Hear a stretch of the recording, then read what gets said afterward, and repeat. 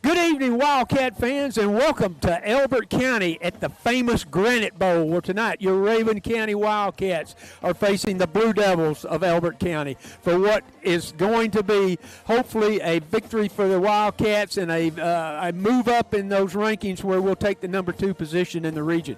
Athens Academy's taking that tonight. The number two spot in the region is on the line, Joey. Yep, and these, of course, what it comes down to is we're trying to avoid any kind of three-way tie for the region. We want to secure a win tonight so that we can get back and hopefully get home field advantage. There's a whole lot of math and algorithms and formulas that I really don't want to get into and don't really care much about. We just want to win tonight. Yeah, we call that super ciphering is what we call that, the power rankings. And we may cover that a little bit tonight if we have time. But the night presents an interesting scenario because coming into the game, the Elbert County's 4-1 in the region, so they have not. They've had a great year so far themselves. However, their overall record is 4-5. So they want this win as much as we do in order to get that higher seed in that power ranking. So it's going to be an interesting night.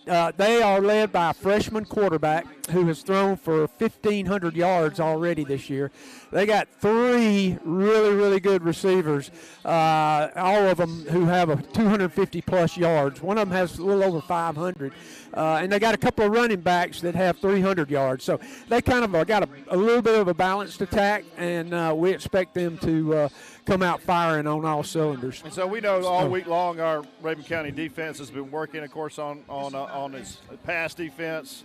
Especially since last week, of course, we saw some big plays. But we also, at the same time, we saw some great coverage. So we're looking forward to see what happens in our secondary.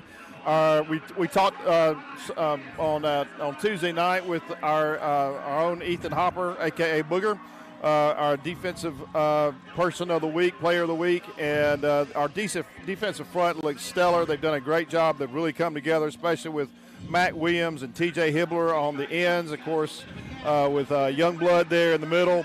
We're excited to see what's going to come pouring out there. Of course, our linebacker corps has been solid, especially last week we saw Noah English back for the first time. So we're looking forward to seeing him back again. All right, so we're fixing to be ready to our captains are coming out in the end zone now. Joey will be giving those to us in a minute. So we'll be kicking off here in just a minute. We got a couple of minutes to go.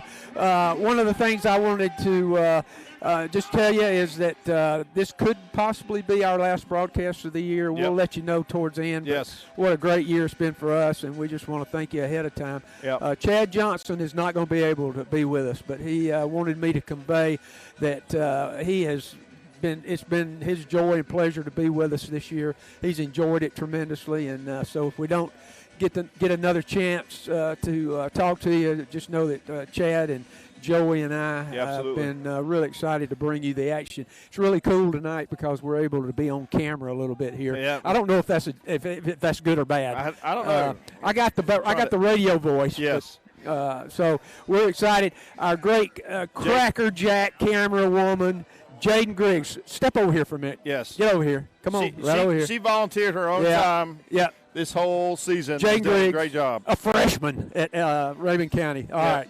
Get back over there on your job. All right. And we want to point out Scott Mazzarchi. Scott Mazzarchi over here in the background. He has made us sound good. I don't know about look good, but no, it's nothing good. I can't make you look good. I'm not a magician. All right. We appreciate you, brother.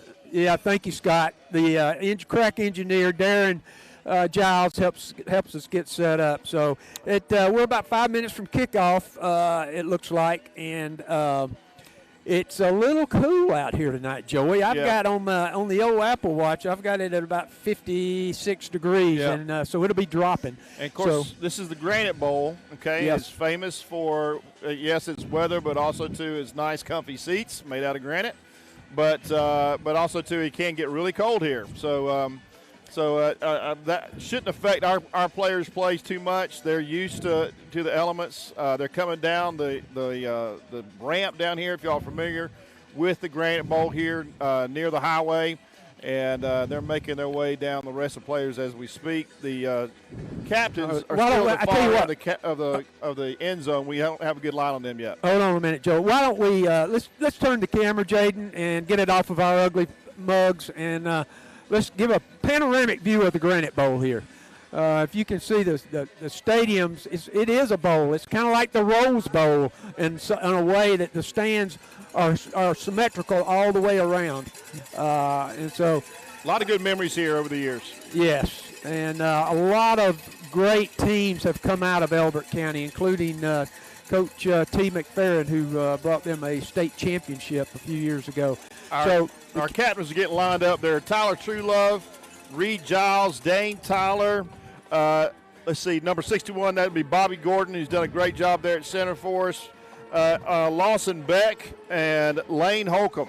Those are our captains for the evening. And as you can well see, he's put out some seniors out there for our captains tonight. And I think it's only fitting here. Our last regular season game, these guys have led every step of the way. Of course, there's some other fantastic seniors that have done a great job for us all year long. But here come the rest of the Wildcats coming through trick or treat. And it is senior night here for the Elbert County Blue Devils as well. So a lot of their athletes were honored before the game. All right, so the officials are giving the captains instructions right now, being ready for the coin toss here. If you've never been on the center of the field for a coin toss, the referee is going to flip the coin. The winner will get his choice of kick, receive, defer, or defend a goal. So there's several choices there. He's showing the captains the coin, which is heads, which is tails, so there'll be no confusion once he flips it. Coin's in the air, hits the ground, and it looks like Elbert County has won the toss. They've chosen what they want to do. He looks over to the Wildcats. Okay, so Elbert County is going to be, let's see, did they decide to kick or receive? They are going to defer. All right, so Elbert County's going to defer. Your Wildcats will be receiving the ball first. We will be going from right to left on the field towards the scoreboard, and they've got a great scoreboard over here that everybody can see really good. In fact, that's one of the nicest scoreboards we've seen. So as you can see, we'll be giving you all the information you need tonight, courtesy of hopefully that big board there will help us out. All right, so the Blue Devils are going to be coming out running through their banner. Your Wildcats are on the 45, and they just had their little pregame prayer, which is kind of customary for this team. They got up, fired up, ready to go, guys. And yes, they are ready to go. As we said, there's a lot on the line tonight here at the Granite Bowl, home of the Blue Devils. Hopefully your Rabun County Wildcats will come out tonight and bring that victory home to Clayton. All right, the officials preparing to go to their positions. As I told you before, this freshman quarterback they have is DK Wynn. His actual name is DeCoven Wynn. They call him DK. Excuse me, that's their wide receiver. I apologize. Their quarterback is number 13, Brody Baker. I apologize. He's a freshman. Number 13, he'll be quarterbacking. But they've got that number 3 wide receiver, DK Wynn. Number 7, Jose Rodriguez is one of their leading receivers, as well as Jackson Black, and then Chavis McClendon. So, all right, our Wildcats are taking the field for the kickoff return. Your Blue Devils will be kicking from left to right, and we have Reed Giles and Lake Evans going deep. They've been there all year, Joey, but what happens when they kick off tonight? Well, they usually kick to our half guys. We heard a lot from them at the fifth quarter show Tuesday night, and we may see a lot of Coulter Cannon and J.K. Frooster and I believe Noah English. Great again to see Noah English back, number 4. All right, Wildcat fans, here it is, the kickoff. Yeah, little pitch to Coulter Cannon. Oh, and we got offsides, it looks like, immediately. All right. Make him re-kick it. Yep. Or actually, it wasn't offsides. The referee threw the flag.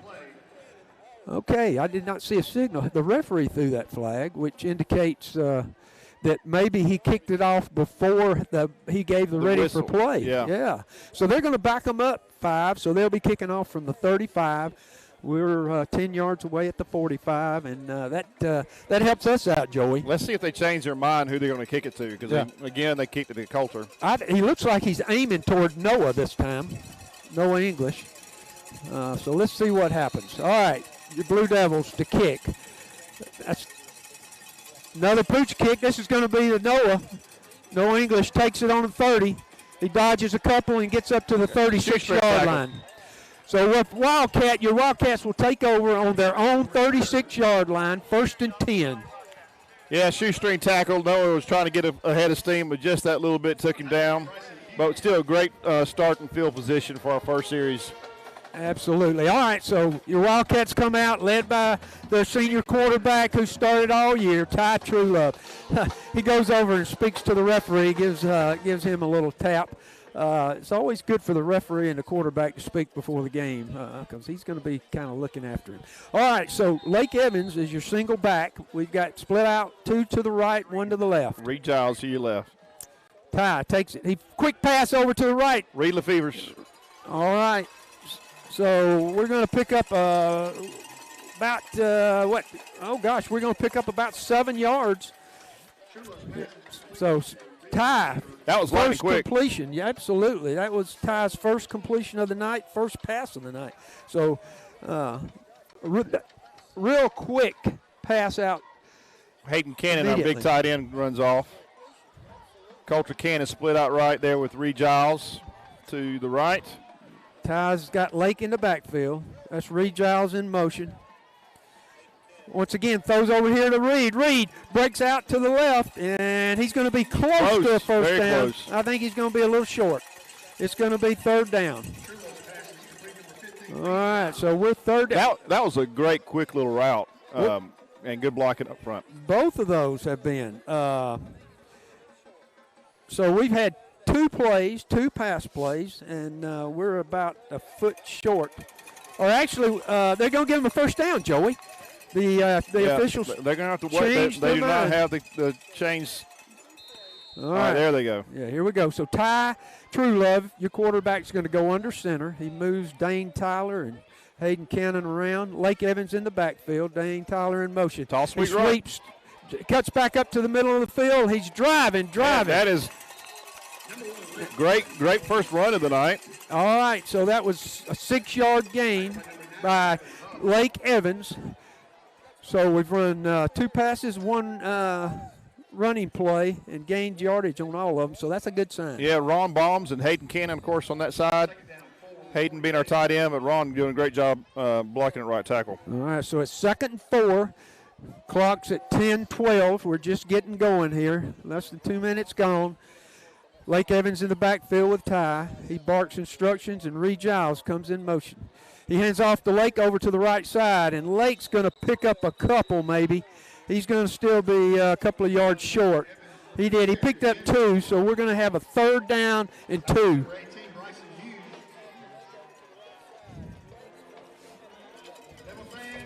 So 3rd and 2, Joey, on about the 47-yard or 46-yard line of the Blue Devils. So we've crossed midfield into their territory. They're going to huddle up. Yeah, this is a little different. Yeah. They just huddle, break the huddle. It looks like they got a little huddle fast. They're going fast. Go quick. Ties under center. I backfield. They shift out of it. Hayden Cannon, Dane Tyler on the right there. Hands off to Reed Giles. First down. Yep. Yeah, that turned into an unbalanced right. A lot of people over there. Yep.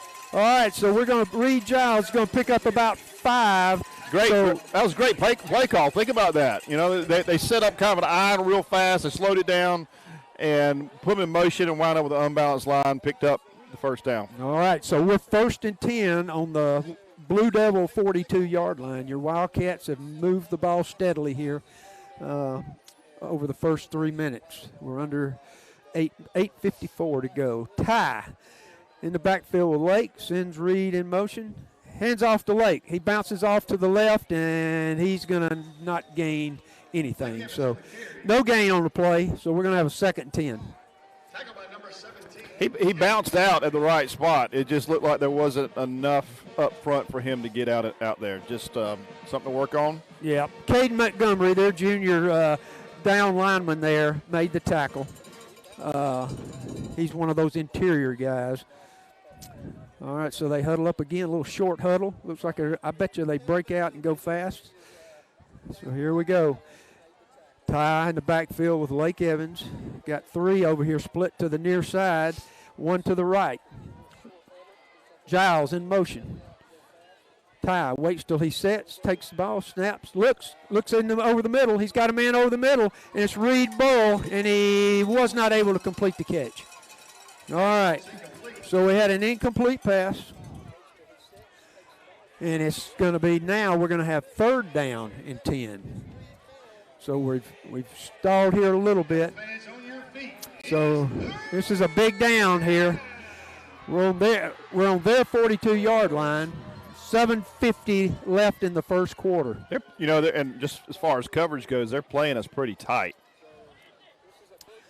All right, so Ty runs in. Lake Evans comes out. By the way, the Blue Devils are playing that 3 down. They're playing a 3-man down front with those linebackers pulled up. We got a timeout. And we got a timeout by the Wildcats. All right, so we're going to take our first timeout tonight, and we're going to go ahead and pay some bills and take a break. We'll be right back. W-I-L-D-C-A-T-S. We're here for all your tailgating needs. Enjoy a tray and gallon. Come in and eat with us tomorrow for breakfast. Hi folks, come see us at Coach's Sports Bar and Grill with 10 TVs and every seat is on the 50-yard line. We have great food and cold drinks. Don't sit on the sidelines, get in the game at Coach's. And of course, go Cats! Hey, Wildcat Nation, Clayton First United Methodist Church invites you to worship this Sunday, 9 o'clock for our contemporary service on Ministry Mountain Drive, or right here in downtown Clayton at our sanctuary at 11 a.m. for traditional. God bless and go Cats. Welcome back, Wildcat fans, to Elbert County and the Granite Bowl, where your Wildcats find themselves in a 3rd and 10 on the Blue Devil 42. This is the opening drive of the half, 7:51 left in the first quarter. Ty Truelove is your quarterback. Lake Evans in the backfield with him. 2 split right, 1 to the left. Ty takes a snap. He looks to throw. He throws over to the left side. And we had incomplete pass. We're going to have 4th down. All right, Joey, go ahead and say it. Well, I'm restraining myself. I may have to agree with you. I will say that the defensive back was over Reed's shoulders, and it looked like a interference call. Well, I'll give you a little philosophy on that in a minute here, but we're back to punt. Oliva is back to punt. Snap, kicks it from about the 47. Beautiful kick, high spiral. It bounces, and it's going to go out of bounds on about the 11-yard line, 12-yard line. So, all right, so your Wildcats stall out and punt Oliva with a fine punt, about a 35, 40-yarder. Puts us down at the 11. So your Wildcats go on defense. The Blue Devils take over 1st and 10 from the 11. On that last pass play, just so you're listening, and from an official standpoint, usually when you have a bang play like that, it's a no call. However, on that particular one, I think it wasn't a bang, it was more like a bang. Yeah. So I think there was time, a little bit longer time in between that that could have been called, but it wasn't. So hopefully we'll get that call later in the game. So here we go, 1st and 10, Blue Devils on the 11. That freshman quarterback in for them. He fakes. He's going to throw deep over to the right. He's got a man. And incomplete. He dropped it. We got a flag on the play. Reed ripped it out of his hands. Yes, Reed Giles on the coverage. I did not. All right, we got a flag on the play. The referee is going to talk with a couple of other of his officials. It's in the area of roughing the passer. Either that or a hold. I think it could have been a hold. It could have been the way he's pointing out. Let's see. Yeah. I think it was a hold. Holding, yes. Yeah, there you go. It was right there at the point of attack where he threw the ball. All right, so we're going to go back to the original line of scrimmage, which is the 11, and we're going to back it down to the half the distance. So we'll be somewhere around the 5.5. That penalty's marked off from the original point. All right, so we've got second down. Well, I don't know. Second down and 10. Did they decline that? I apologize. I did not see that signal from the official. So apparently, Joey, they declined it. So it's second down and 10 from the 11. Which makes sense this deep in. Yep. 7:30 left in the quarter. All right. Handoff Running back up the middle, and that's that little scat back they got, that number 20. And number 20 is that Tyler Truman, and he's one of those running backs that's gained about 200-something yards already this year. All right, so the Wildcats pick up about 8, so it's going to be 3rd and 2. Nice little run there. So we're 3rd and 2. Handoff. Oh, he throws a little hitch pass out to the right to number 3. And we try to hold him, and he gets away, spins out to the left, and gets down the sideline and out of bounds on about the 39. All right. Both of our D-backs are right there. He was able to kind of juke him and get out. All right. So we got a 1st down and 10 on about the 38-yard line of the Blue Devils after a pickup of about 20 yards. Yes. So here we go. There's that running back again, and he's going to pick up another 9. We may have 1st down here. Yep. So it's going to be a 2nd down. 2nd down is short. That was Turman again, Tyler Turman, little running back. All right, Brody Baker. Brody Baker is that quarterback, number 13. He takes the ball. He keeps it himself and rolls to the left. And we come up, and it looks like Coulter Cannon. Okay, Coulter Cannon up from that cornerback position. But he's going to pick up about 3 yards, enough for the 1st down. So they have now crossed midfield, or right at midfield. And it's 1st down and 10 for the Blue Devils. All right. So Baker, the freshman, has 2 split to the right. He's got a single back in that shotgun type pistol position. Takes it, turns around, hands off to Turman again. And he's going to be J.K. Frooster. Yeah, Frooster came up. All right, so pickup of about 4. So he's already picked up about 20 yards on 3 carries. But it's now going to be 2nd down and about 7. He gained 3, so it's 2nd down and 7. Ball's on the 47-yard line of the Wildcats. All right, 5:22 left in the 1st quarter. Baker in position, takes it, drops back. He looks over to the left, right, throws deep. He's got a man wide open, number 16, and he's going to have a touchdown. Number 16 is Jackson Black. He's already had 265 yards receiving this year. I think that's the first time they've thrown to Jackson Black. Yeah, so we got a 50-yard touchdown pass from Baker to Jackson Black. All right, once again, Joey, the receiver got behind our secondary. Yeah. Showed some speed there. So the Blue Devils strike first on a 50-yard touchdown pass. And just a dart from their quarterback. From Brody Baker, the freshman. High snap. He gets it down and gets it through. So it's going to be 7-0. The Blue Devils from Elbert County. So we're going to take a break, and we'll be back.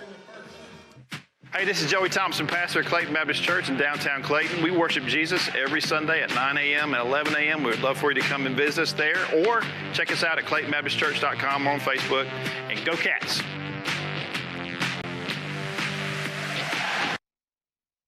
Whether it's at home, at school, or under the Friday night lights, HEMC is proud to power the Wildcats. The staff and employees are dedicated to providing the service you need for a bright future. HEMC and the Wildcats, a winning combination. Welcome back, Wildcat fans, to Elbert County, the Granite Bowl, where your Wildcats find themselves down with 5 minutes left in the first quarter. Score 7-0 Blue Devils from Elbert right after a 50-yard touchdown pass from their quarterback Brody Baker to that wide receiver Jackson Black. So they're kicking off. Another little pooch kick over here. It's going to be caught by Reed Giles. He's going to come up to the left side, going to bull his way over, and he's going to be knocked down about the 40-yard line. 40, actually the 42. Good return. All right, so a good little return there. He returned that thing about 15 yards, 17 yards. So we're going to take over on our second possession with 4:59 left in the quarter. Find ourselves down 7-0. But there's one thing we know, Joey, this offense can score. We can score, and we had a great drive. I mean, it was about 5 or 6 minutes worth until we stalled out right there at 30-10. But let's see what we can do. I think our guys can connect. All right, Truelove's in the backfield by himself. He's going to send Reed Giles in motion. He shifts a number of players around. In fact, Lake Evans is coming into the backfield with him, so we got a full house back there. Ty takes the snap, hands off to Reed, who runs over to the right side, tries to get off tackle, and they're stopped him. Their defense is fired up right now. Yeah. I know that part of their game plan was to stop Reed Giles, so they look pretty good on that play. Yeah. Gain. With Lake Evans out front blocking for him. Yeah, it was actually a loss of 1, so it's going to be 2nd down and 11. And they don't need to neglect Ty Truelove and his speed and his ability to run. All right. Pay attention to that as well. Well, Ty's in the backfield. He's switching his running backs, Evans and Giles, around. 2 split to the left. Lake Evans goes in motion.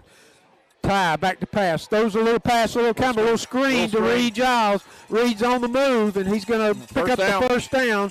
He goes down to the Blue Devil 46-yard line. You know, over the years, Elbert County has been just a traditional rival for the Rabun County Wildcats, and this is no different. And of course, this being the last game of the regular season, you're going to see some competitiveness tonight, and a lot on the line. All right, so your Wildcats 1st and 10 on the 46. Ty Truelove 3 for 5 on the night. He turns around, hands off to Lake. Lake Evans is stopped with maybe a 1 yard. I tell you what, Joey, their defensive line is pushing, penetrating. Two or three of their down linemen right there at the point of attack. They were late. And we have not been able to run that ball so far. Of course, we're early in the game, 3:44 left in the first quarter. The running game has been really, really good for us this year. So, all right, so Ty, he's barking instructions to his line. Lake Evans in the backfield with him. It's 2 split to the left over here. Reed Giles, Reed Burrow. Lake Evans to his left. Ty, he sends Lefevre's in motion. He drops back. He's looking over to the left. He's got Reed Giles, and he breaks it up. That was well defended. Yeah, well defended by number 23. That's your guy. Yeah. Runt. Runt, yeah. Runt Maddox. Is Rontavian Runt Maddox. I've been looking forward to calling his number all night long. But Joey wanted to call the name Runt. He did not disappoint. Made a great defensive back play there.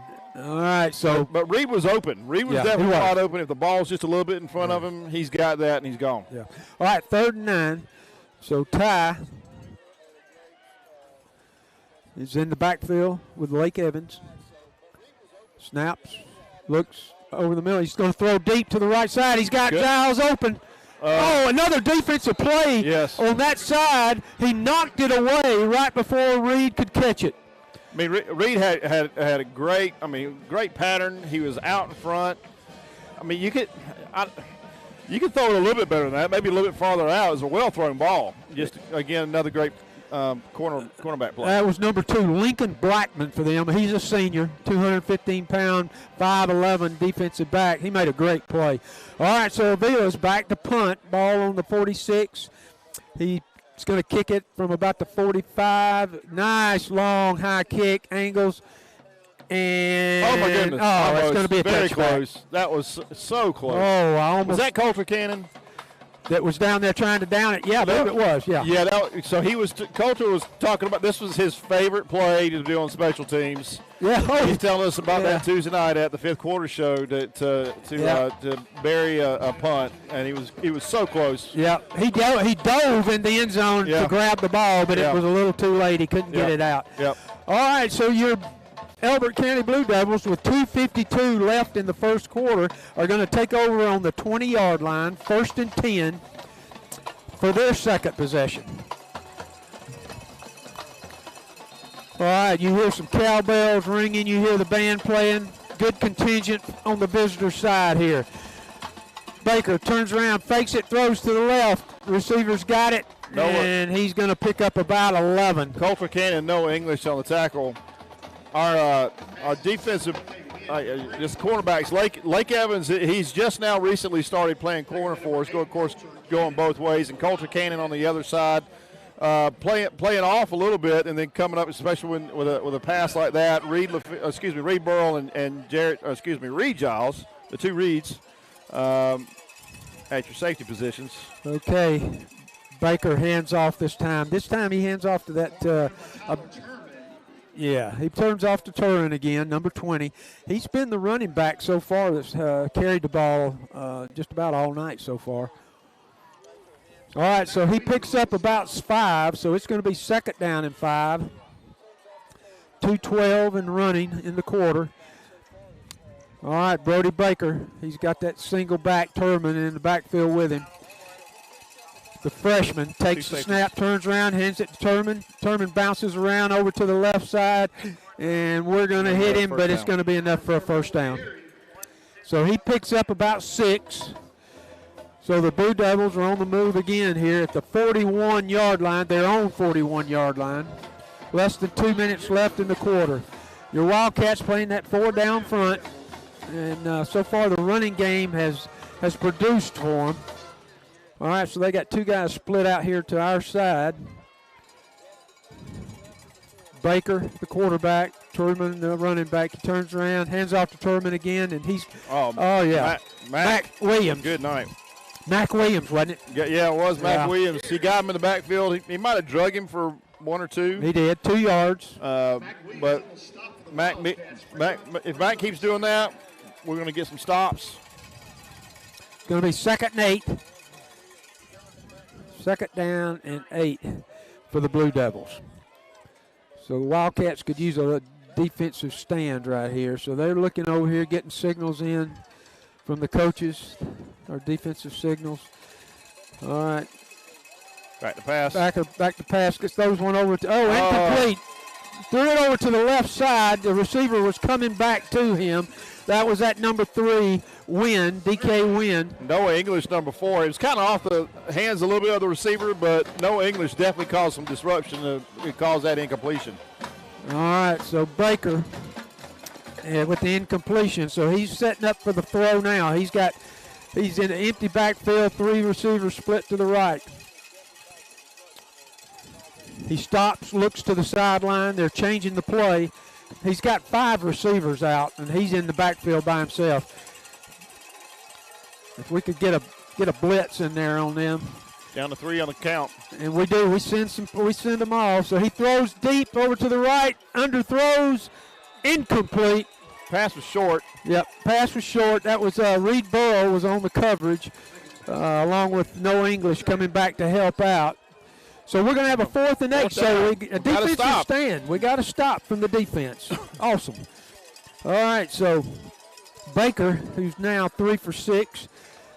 True Love is now 3 for 6. So they're about over the quarterbacks here. And any of those passes or pass attempts, we didn't see any of our guys get beat on that series. So that's definitely a win. That's a plus. And now we got a punt. Absolutely. So with 42 seconds left in the quarter, Blue Devils are punting. Reed Giles runs over to get it. He's going to have a return, Joey. Yes, sir. So he takes it at the 20, and there were 4 people down there. We got a flag on the play. Thrown by the line judge on the follow the field. Oh, the other side of the field. Come on, spit it out there. Line judge on the other side of the field, the home team side. He's talking to the referee. Let's see what the signal is here. I did not see what happened. Probably a block in the back or a hold. Okay, so the referee is fixing to make his announcement here, or his signal. He's taking his time. He's thinking about it. Yeah, he's taking his time. All right, so we got a hold on the Wildcats. Okay. Yeah. So we're going to take it. They're going to take the ball, and they're going to administer that penalty from about the 28.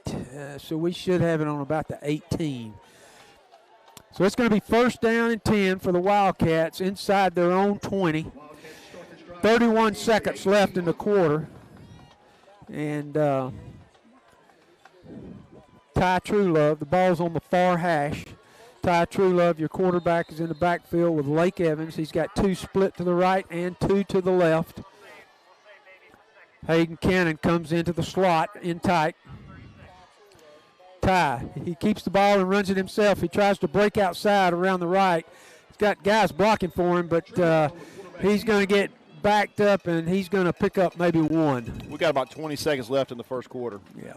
This probably will be the last play of the quarter.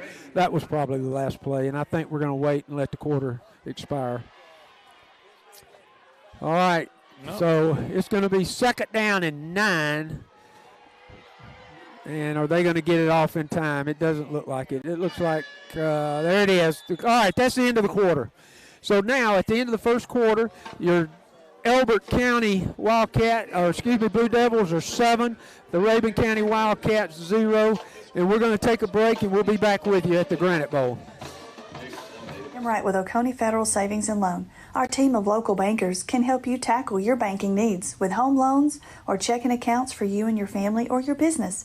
So come see us at Oconee Federal. We're friends you can bank on. And go Cats! At My Georgia Credit Union, we're proud to serve our neighbors right here at home. We're here to help you save, grow, and succeed on and off the field. And we're proud to back our Rabun County Wildcats all season long. Go Cats! At Duval Automotive and the Car Wash, we're not just your local auto experts. We're your neighbors, your friends, and many of us are proud graduates of Rabun County High School. Our commitment to quality service is matched only by our dedication to our community. Go Cats! Mountain Lakes Medical Center has a state-of-the-art physical rehab treatment facility that can tackle any of your physical therapy needs. Call today, 706-782-0478 to talk to a specialist or set up an appointment. Mountain Lakes Medical Center, your hometown hospital committed to excellence. All right, welcome back, Wildcat fans. Second quarter is about to begin at the Granite Bowl in Elbert County. The Wildcats of Rabun County find themselves behind 7-0, but we've got the ball. We're on the 24-yard line, second down and about 9. Ty Truelove, Lake Evans in the backfield with him. 1 split right, 1 left. Reed Giles comes in motion. He flips it to him on a little hitch flip pass, and Reed's going to pick up about 4. We've had some success with that play during the year. Yeah, that's considered a pass. Well, a pickup of 3 or 4 yards in that play. Lake Evans provides some blocking out front and just enough push for him to get an extra yard or 2. Okay. All right. So we're third down and 5. Third and 5 on the 23. Near side of the field here on our hash mark. Ty in the backfield with Reed. Reed goes out. Ty over the middle and in and out of the hands of Hayden Cannon. All right. We're struggling some tonight to convert on third downs. So. All right. So it's now 4th down in a punting situation for the Wildcats. 4th down, 5. So Avila comes in. That's Christian Avila, by the way, our special teams punter who's had a couple of good punts already. We could use a good one from him right now. It's blocked. Blocked. Blocked. He picks it up. Christian does. He's going to be tackled and wrestled down at about the 7-6-yard line. 7-yard line. Number 17, Caden Montgomery. All right, so the Wildcats find themselves in a precarious situation here after the blocked punt. It's going to be 1st and down and 10 Blue Devils on the 12-yard line. Heads up play that's still by Christian, just to have it blocked, to pick it up and do something with it. Yeah, they could have picked it up and took it in. That's so right. At least he got it back. Yep. So now the defense is really going to have to be stiffen. tested here. 11:05 left in the second quarter. We find ourselves with our backs against the wall here, literally against the goal line. So it's 1st and goal on the 7 for the Blue Devils. All right, Baker takes it. He hands off to new running back. That's number 2. That's Lincoln Blackman, the senior. All right, so he's going to pick up 1. So it's going to be 2nd down and goal from the 6. We've called Blackman's name once before, but that was the first time he's ran the ball. So now he checks out, and number 30, we haven't called his name yet, but he's one of those running backs we talked about, Mikael Allen. He's going to check into backfield next to Baker. So Brody Baker, with 2 men split to the left, takes it. He throws a little hitch pass out here, number 3, and he walks in for the touchdown. That's that DK win. So the 2nd touchdown pass of the night.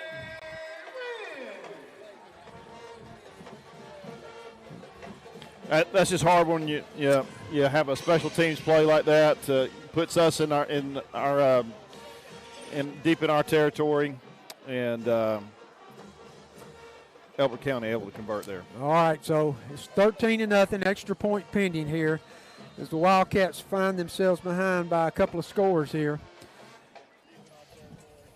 Extra point pending here. It's up, and it is good. All right, so the Blue Devils from Elbert County take a 14-0 lead with 10:19 left in the second quarter. And we're going to go pay some bills. We'll be right back after the break. Looking for reliable land services you can trust? EM Dirtworks, founded and operated by Rabun County native and RCHS graduate Ethan Mazzarki and his wife Josie, specialize in grading, hauling, demolition, land clearing, and certified septic. Fully insured, they're committed to delivering quality work with hometown pride. Go Cats! W-I-L-D-C-A-T-X. We're here for all your tailgating needs. Enjoy a tray and gallon. Come in and eat with us tomorrow for breakfast. All right, welcome back, Wildcat fans. With 10:19 left to go in the second quarter, Elbert County has just scored on a 3-yard touchdown pass, or 4 yards after we had a blocked punt. So they're going to kick off to your Wildcats again. So far, he's pooched all of his kicks, and he does it again, but this time Coulter Cannon drops it, picks it up, and he's going to make about a 10-yard gain after he had dropped the ball. So good return. So that puts us at the 36-yard line, our own 36. So your Wildcats take over, 1st and 10 on the 36. Could have had a problem there if but he picked it right back up. And just about every time he gets one of those kickoffs returns, he'll return for 10, 12 yards. All right. So here we go. 1st and 10, Wildcats. Ty back in the backfield with Lake Evans. Takes the ball. Throws a quick pass out to Reed Giles out to the left. Reed tries to break through. Got 2 guys on him really quick. So he's going to pick up about 5. All right, so it's going to be 2nd down and 5.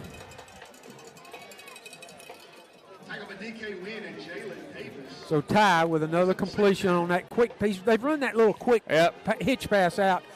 And especially in the first series, they've shown some success against Elbert County with that play tonight. Okay, so we're 2nd down and 5. Ty's got Evans and Giles in the backfield with him. Takes a snap, hands off to Reed. Giles. Reed comes up towards, cuts off to the right side. Picks up about 3. So we're going to have about a 2nd and 8 now. Third and 2. Yes, 3rd and 2. 3rd and 2. Not sure where I was at on that. 9:11 left in the second quarter. Reed Giles comes off. Lake Evans in the backfield with Ty Truelove. The Beaver split to the near side. Dane Tyler in it there at B-back. All right, Ty's going to take the ball, keeping himself. He goes off to the left side, and one guy stopped him from maybe a long run, but he's going to pick up about 6-7 yards, so it's going to be 1st down. So the Wildcats have crossed midfield. We're going to be on the Blue Devil 49-yard line. So once again, Ty, who's used his legs a lot here lately in previous games. And Caden Watt's able to turn in the edge on that side as well, give Ty some room to run. Okay, Lake Evans in the backfield, 2 split right. Hayden Cannon comes in tight at the slot position. Hand off to Lake. Lake breaks off toward the right, tries to go off tackle. Picks up about 3. So it's going to be 2nd down and 7. 8:14 and running left in the quarter. You know, if they continue this, just picking up short yardage like this and continue this momentum, we're going to put together a good drive. Something like this can turn into a score. All right, it's 2nd and long, so we're in a passing situation here with Ty in the backfield by himself. 5 receivers out, split out. Ty throws over here. Hayden Cannon. He's got his man, Hayden Cannon. Looks like it's going to be a 1st down, Joey. Well, I love it, too. You just Hayden had the drop in the last series just before the block punt. Love it. We're going right back to our trusted tight end there at Hayden after a drop. Absolutely. 1st down. All right, 1st and 10 from about the 39 and the 38. We got 7:30 or so left in the half. All right, so Ty, he's going to go under center. He's got Reed Giles in the backfield. 2 tights. Ty turns around, hands off to Reed. Reed goes off the right side, off a tackle, and he's going to pick up about 4.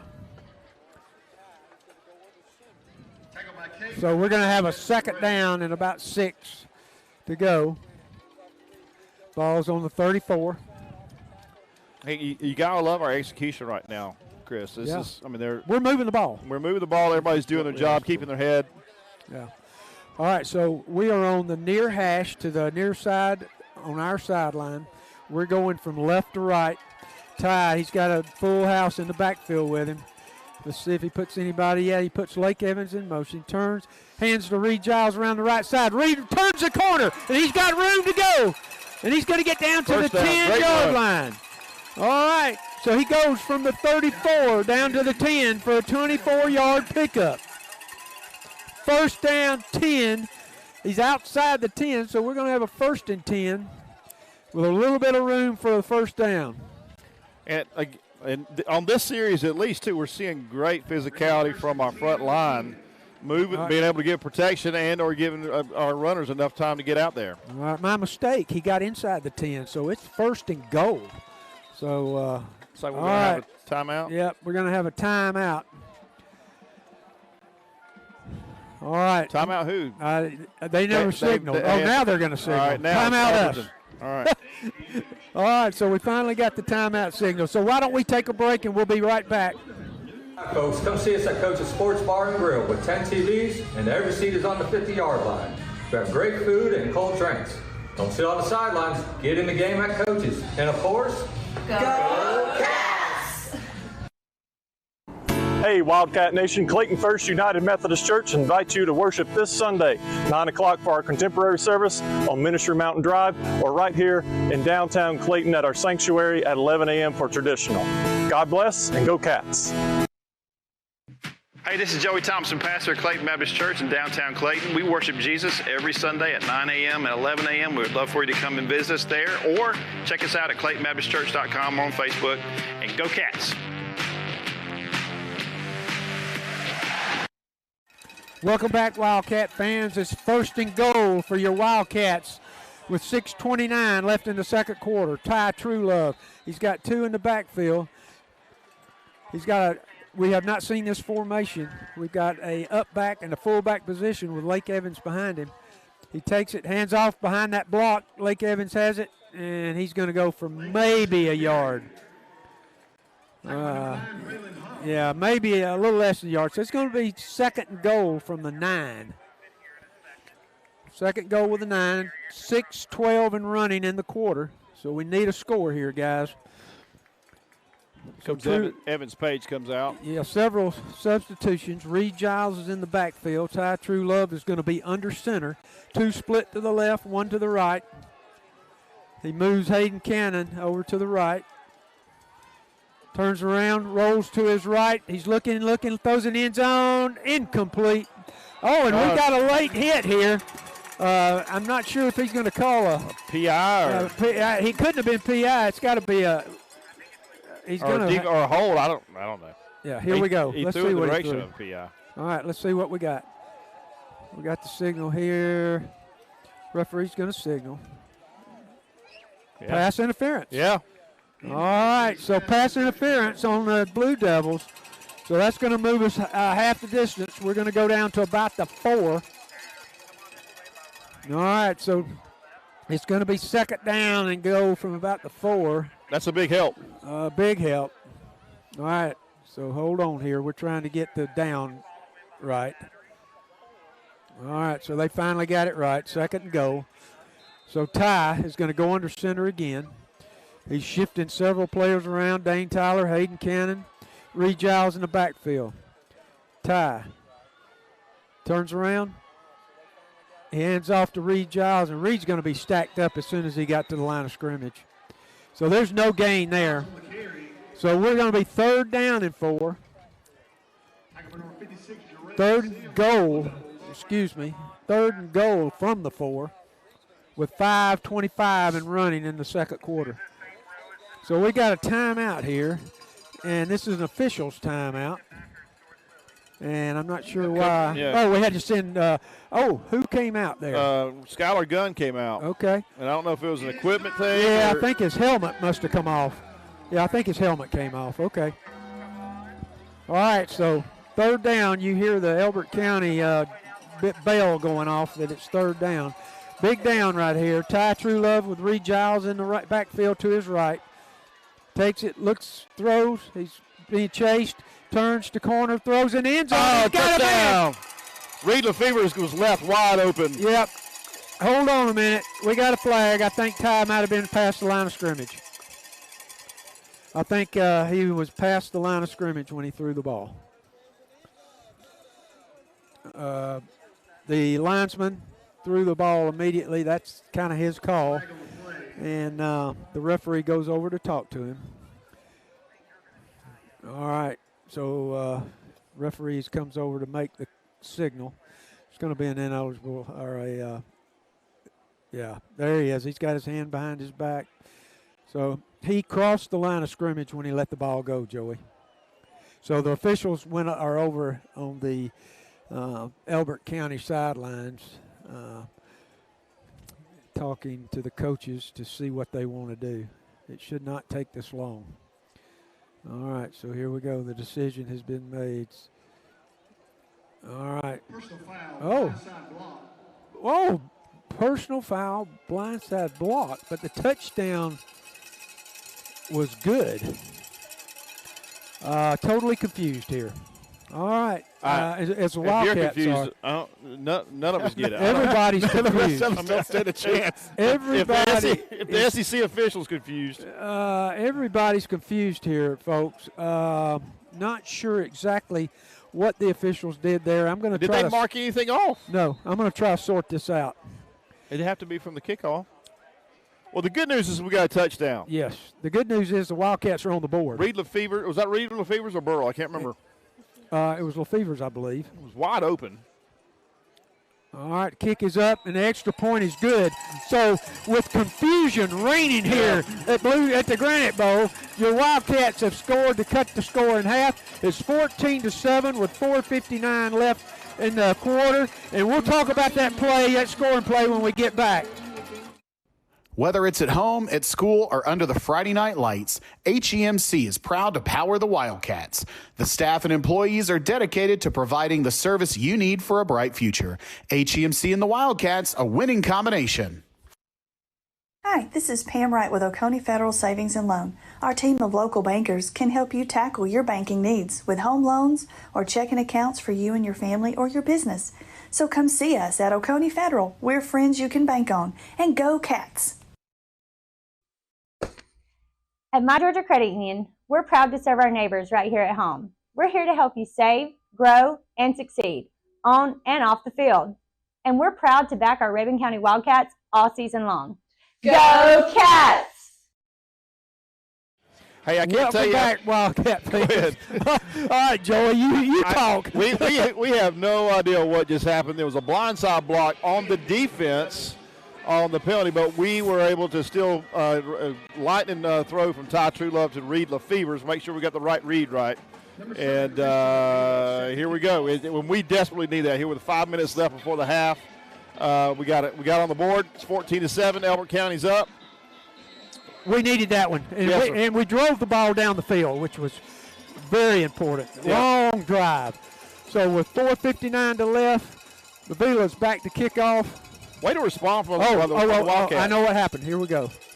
All right, they kick off from the 25, Joey. I know what happened. Good kick. All right, so they catch it on about the 25, and the guy's breaking loose, and it's going to be who is that on the tackle? That is J.K. Brewster. Yeah. Great job by J.K. Yeah, great run back. All right, so the penalty was administered on the kickoff. The personal foul was on us. Okay. So that was us, a blindside block on us. I thought that was And then, weird. So they administered on the kickoff. So, hey, guys, we're catching up here. The official did not make that signal, though. He did not signal that initially. So now we got it figured out what happened on the touchdown. So I feel better.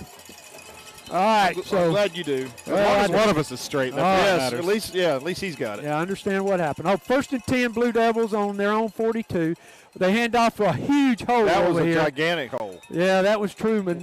We got to close that up. Excuse me, that was that number 30. That was that Mikael Allen. He's that second running back they use. We have not seen Turman for a while. I wonder if he's maybe injured over there. All right, so it's going to be 2nd down and 3 for the Blue Devils. Baker throws over here to the. Hey, great reaction from Reed Burrell. Great reaction. Good DB play there. He threw it over here to the left. Number 3. That's for loss, isn't it? That's DK Wynn. He picked up about 2. All right. All right, so it's going to be 3rd and a long 1. 3rd down, long 1. So another defensive stand would be really good right here. All right, something from our defensive front would be awesome. Yeah. We haven't called Ethan Hopper or Ryan Yearwood yet. I'd love to see them in here. And you see Lane Evans showing up. All right, so we're going to have another timeout. Timeout this time by Elbert County. So they understand the importance of this, 3rd and 1. So we're going to take a break, and we'll be right back. At Duval Automotive and the Car Wash, we're not just your local auto experts. We're your neighbors, your friends. And many of us are proud graduates of Rabun County High School. Our commitment to quality service is matched only by our dedication to our community. Go Cats! Mountain Lakes Medical Center has a state-of-the-art physical rehab treatment facility that can tackle any of your physical therapy needs. Call today, 706-782-0478 to talk to a specialist or set up an appointment. Mountain Lakes Medical Center, your hometown hospital committed to excellence. Looking for reliable land services you can trust? EM Dirtworks, founded and operated by Rabun County native and RCHS graduate Ethan Mazzarki and his wife Josie, specialize in grading, hauling, demolition, land clearing, and certified septic. Fully insured, they're committed to delivering quality work with hometown pride. Go Cats! Okay, welcome back, Wildcat fans, with 3:46 left in the second quarter. The Blue Devils of Elbert County are on our side of the 50, just barely, with a 3rd and 1. Huge play. Baker throws. Oh, intercepted by Reed Ball. He's gone. Reed Ball is taking it the other way. Can he do it? Can he do it? He got it. They're going to rule him down. Touchdown. Yes. Touchdown. Yes. He ran. I mean, he saw it coming from a mile away. Yes. Great read by Reed Ball. Reed Ball with a huge play. 50-yard touchdown return. Wow, what a play, Wildcat fans. Maybe one of the highlights of the year. Well, and we need to tell the announcer over there, it's Reed Burrell. Yeah. That's the way you pronounce it. It was a 50-yard interception return by Reed Burrell. He read the play perfectly. Baker on a 3rd and 1 tried to throw a little hitch pass out there to the right. Quick throw, and Reed Burrell intercepted the freshman quarterback and took it all the way. What a stand, y'all. All right, so the extra point pending here. That's what we needed. We needed that. And just the extra effort right there with the defender on him. Yes. Just leaning out there to get the ball across. A stiff the arm. lane. He was stiff arming this guy across. All right, so extra point. True Love sets the ball. Avila up. Kick is good. And just like that, we got a tied ball game. Tied up 14-14, 3:34 left in the half. That happened in a minute and a half of football. 14 points for the Wildcats. All right, so we're going to take a break, and we are excited here at the Granite Bowl. W-I-L-D-C-A-T-S. We're here for all your tailgating needs. Enjoy a tray and gallon. Come in and eat with us tomorrow for breakfast. Hi, folks. Come see us at Coach's Sports Bar and Grill with 10 TVs, and every seat is on the 50-yard line. We have great food and cold drinks. Don't sit on the sidelines. Get in the game at Coach's. And, of course, go Cats! Welcome back, Wildcat fans. The excitement level is a high pitch here.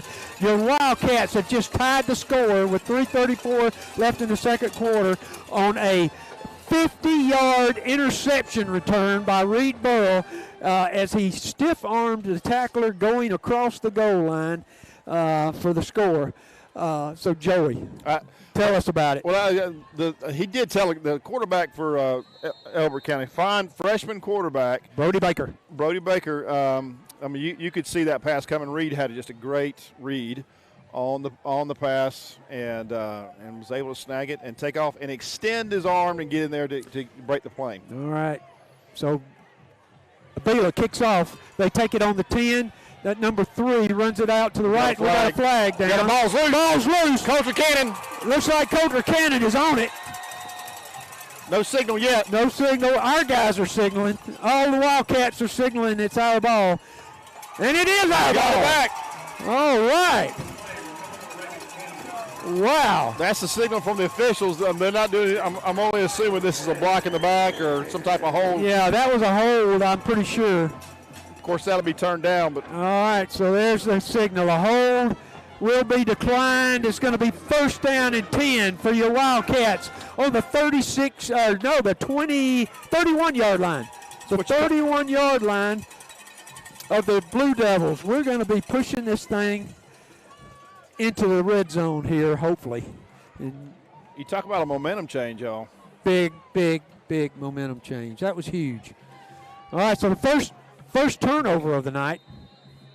Well, we had the block punt. Mm-hmm. So technically we'll call this the second. So Reed Giles in the backfield. True Love pitches it to him. He's around to the right side, and he's going to pick up about 3, maybe 4. Great effort there by Reed. Yes. Picking up those yards. And one of my unsung heroes tonight again on offense is Dane Tyler. Just being able to block up front, either a tight end or a B-back situation. He's just been great for us all year long. But it's plays like that help pick up those yards, and Dane's a huge part of that. All right, so we got a full backfield with tie with Evans and Giles to each side. He sends Giles in motion. He looks. He's over. Got a man open. He got it. Oh, my goodness. What a catch. What a catch by Reed Giles. Was that Lefevers? Reed Lefevers. Reed Lefevers. Wow, what a catch. And that was about the only way Ty could throw that ball so that it connect, and Reed Lefevers made a play. Yes. Outstanding. All right, so we got a 1st and 10 on the 11. That was about a 20-yard pickup right there. All right, about a 20-yard pickup. We like the juice, y'all. Oh, boy. They're feeling it. We're feeling it here. So Dane Tyler is in motion. Reed Giles in the backfield. He hands off to Reed. Reed sweeps to the right. He turns the corner. Good pickup. And picks up, runs out of bounds. We're going to have about a 4 or 5 yard pickup right there. We're getting close to 2 minutes. Yeah, he's down to about the 5 or 6. All right, the officials are over here looking at something on the sideline. I'm not sure what they're looking at. I don't see a flag.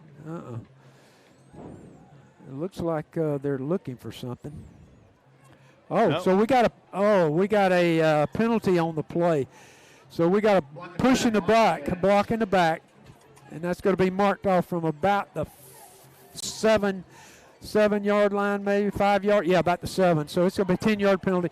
So it's going to be first down in 15. No. Ish. Yeah, but yeah. Right at it. I got 16. Yeah, the ball's on 16, so it's going to be. They got to get almost to the goal line. It wasn't 1st and goal, but it was close. So here we go.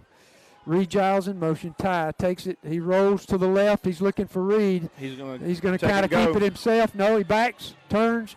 Oh, he tries to fake him out, and he falls out of bounds. All right, so he's going to pick up. He's going to pick up about 7 yards, though. Good run. Yeah, 7 yards. So we'll take that.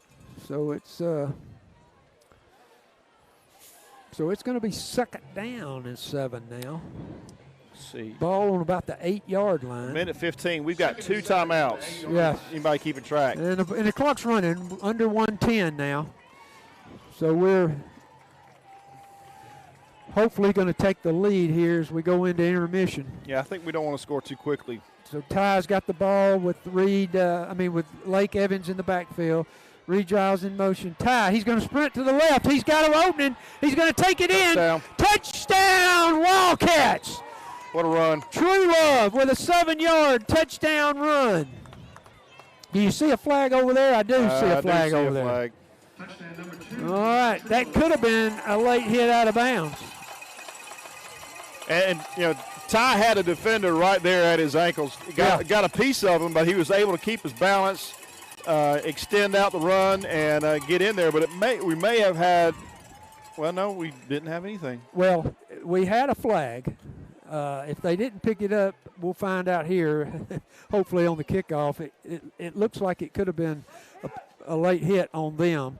If it is, we'll be moving up that kickoff a little ways, up 15. So here we go. Extra point pending. It's up, and it is, offsides on the defense. So we're going to do it again. All right, we're going to do it again. All right. So that was a dead ball foul, by the way, which means that we will not get a choice of taking the play. All right, so we're going to move it 1.5 yards closer to the goal line, and we're still going to kick. No reason to go for 2 here. All right, so quite a turn of events here in the second half of the second quarter. In 5 minutes of play, 21 fixed to be 21 unanswered points. Ball's down, kick is up, and it's good again. All right, so your Wildcats now with 47 seconds left in the quarter are going to take the lead 21-14, and we're going to take a break. We'll be right back. Hey, Wildcat Nation, Clayton First United Methodist Church invites you to worship this Sunday, 9 o'clock for our contemporary service on Ministry Mountain Drive, or right here in downtown Clayton at our sanctuary at 11 a.m. for traditional. God bless and go Cats. Hey, this is Joey Thompson, pastor at Clayton Baptist Church in downtown Clayton. We worship Jesus every Sunday at 9 a.m. and 11 a.m. We would love for you to come and visit us there, or check us out at ClaytonBaptistChurch.com or on Facebook. And go Cats! All right, welcome back, Wildcat fans, and what a game we've got tonight at the Granite Bowl. Your Wildcats lead the Elbert County Blue Devils now with 21 unanswered points, 21-14. 47 seconds left in the quarter. And those points were in 4 minutes of action. Exactly. To recap, we had a 4-yard pass from True Love to Lefevers. Then we had a 50-yard interception return by Reed Burrow, and then a 7-yard run, which was set up by the Coulter Cannon fumble recovery. Yes. And then Lefevers' shoestring catch. Here we go. Avila kicks away. Oh, he hits a little dribbler. Going to be fielded by number 7. I'll get you his name. He's going to run to the I think that was left. Evan Page. Evan Page on the tackle. Great open field tackle from Evan. All right, and that was number 7. That's that other receiver that Jose Rodriguez, who's got 403 yards receiving yards on the year, but he has not caught one tonight. All right, so with 39 seconds left, your defense comes out with a 7-point lead. And just real quick, Evan Page, senior, just a consistent. He's in and out all the time. Just a consistent, level-headed, just great athlete. Great to see Evan Page get that tackle there. Absolutely. All right, so your Wildcats playing that 4-man down front. Mac Williams, the linebacker. Nolan backed up. Thought we were going to get a pass, but we got that little scat back Truman, and he's going to pick up about 17 yards. Turman, he gets 17 on the carry, so with 31 seconds left, it's 1st and 10 on our 49. The crowd is screaming for the defense here. Secondary is playing way back, prevent defense. Yep. Baker, he backed to pass, throws over to the right. He's got a man open. That's at number 16. Coulter Cannon with the tackle. Only gets about 5 yards. All right, we got a timeout call. So we got a timeout by the Blue Devils. We'll keep it here since we're right at the half. I was going to say, he signaled Wildcats, and then he changed his mind and signaled the Blue Devils. Yes, and that was that Jackson Black. Was that Jackson Black on the reception? No. Yeah, it was. I think that was his first reception of the night. That's his second. The first was the touchdown, the first true. touchdown. That's true. All right, so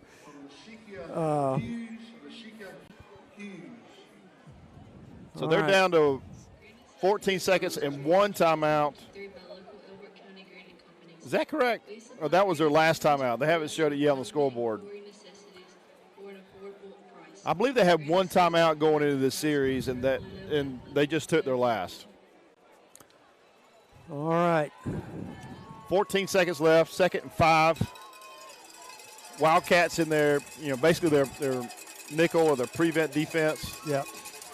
We got 5 deep defensive backs right now. We're not giving them nothing. No. So I tell you what, they want to throw underneath and get in field goal range here. All right, Baker. Intercepted. Coulter Cannon. Or no, who was that? Coulter Cannon. Yep, Coulter Cannon. That's his second big play tonight. Well, turnover. I mean, he had a fumble recovery. Yes. So now Coulter Cannon with the interception. What a Reed Burrow interception for a touchdown. Coulter Cannon fumble recovery, and now Coulter Cannon with the interception. So that was the 3rd turnover by Blue Devils tonight in the first half. I tell you what, we have responded so well here in the first half after being down 14-0 on both sides of the ball. Absolutely. All right. Love to see this in our guys and our coaches. Absolutely. Coaches are setting them up very, very well to make plays. All right, so we're gonna just kneel on it here and go into halftime. All right, so 9 seconds, clock's running. All right. Wow, you gotta be proud of your Wildcats tonight, absolutely. Y'all. So here we go. So as the clock expires in the 2nd quarter, your Wildcat fans are on their feet. The cowbells are ringing, and the Wildcats are up 21-14. So we're going to take a halftime. Scott, what's halftime look like? Yeah, we're going to play a couple of ads and let the Wildcat Marching Band get set. We're going to show them their halftime show, and then we'll have Halftime Heroes by Stockton and Stockton Attorneys at Law. Tonight is Justin Spillers. All right. Mr. Spillers. Justin Spillers. So we're going to play a few ads, show the band, show Halftime Heroes, and be back. Okay, great. Whether it's at home, at school, or under the Friday night lights, HEMC is proud to power the Wildcats. The staff and employees are dedicated to providing the service you need for a bright future. HEMC and the Wildcats, a winning combination. Hi, this is Pam Wright with Oconee Federal Savings and Loan. Our team of local bankers can help you tackle your banking needs with home loans or checking accounts for you and your family or your business. So come see us at Oconee Federal. We're friends you can bank on. And go Cats! At My Georgia Credit Union, we're proud to serve our neighbors right here at home. We're here to help you save, grow, and succeed on and off the field. And we're proud to back our Rabun County Wildcats all season long. Go Cats! At Duval Automotive and the Car Wash, we're not just your local auto experts. We're your neighbors, your friends, and many of us are proud graduates of Rabun County High School. Our commitment to quality service is matched only by our dedication to our community. Go Cats! Mountain Lakes Medical Center has a state-of-the-art physical rehab treatment facility that can tackle any of your physical therapy needs. Call today 706-782-0478 to talk to a specialist or set up an appointment. Mountain Lakes Medical Center, your hometown hospital committed to excellence.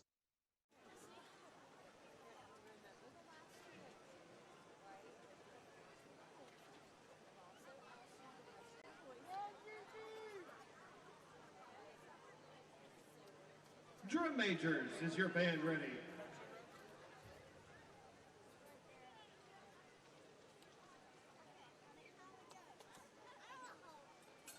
Ladies and gentlemen, sit back and enjoy the Marching Wildcats.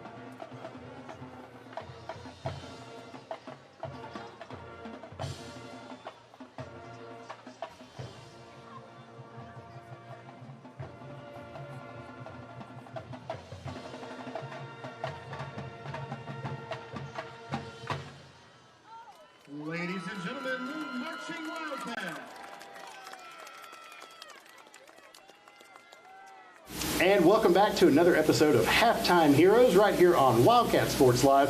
As always, brought to you by Stockton and Stockton Attorneys at Law. Alan, probably the best hair we've had on the show so far. You took my intro. Oh, no! Literally, so somebody was asking about when they were retiring Gunner's number. Now, I recognized Rance. Who was that other guy? And I'm like, tall with just excellent hair. Top-notch hair. That's our principal. Yeah. Without a doubt. Without a doubt, the best hair. Look at the hair. But, like, there again, we talk like everybody knows what we're talking about. To give context, we've got Justin Spillers, the principal of the high school. How long have you been here? So this is my 18th year in Rabun. So I spent my entire career in Rabun, and this is my 7th year as principal at the high school. So entire career in Rabun? Entire career, yeah. That part yep. Yeah, I started here, and I like to say that Rabun County kind of built me into the teacher and the educational leader I am. So. And from White County? Yes, sir. Yep. So, fun fact, we are distant cousins. No joke. Yeah. Distant cousins. On the Duval, on the Dorsey side? Or on the Duval side? It's on the Duval side. It's on the Duval side. My grandfather Duval, Steve's mama was a Haynes. I'll get you a family discount. And, you get it, same idea, okay. I promise you. Continue. But cousin. On the Haynes side. Right. Yep. So wow. it was Loggins. It was. Yeah. So my grandmother's, my great grandmother's sister Mayona, married Hob Duval. Yes, sir. Yep. And so I grew up. Like great grandpa Hob? Yeah. Wow. Yeah. So I grew up hearing about Uncle Hob and Aunt Mayona, who lived in Rabun, and how he was featured in this book, and it was one of our only family members that was ever featured in a book.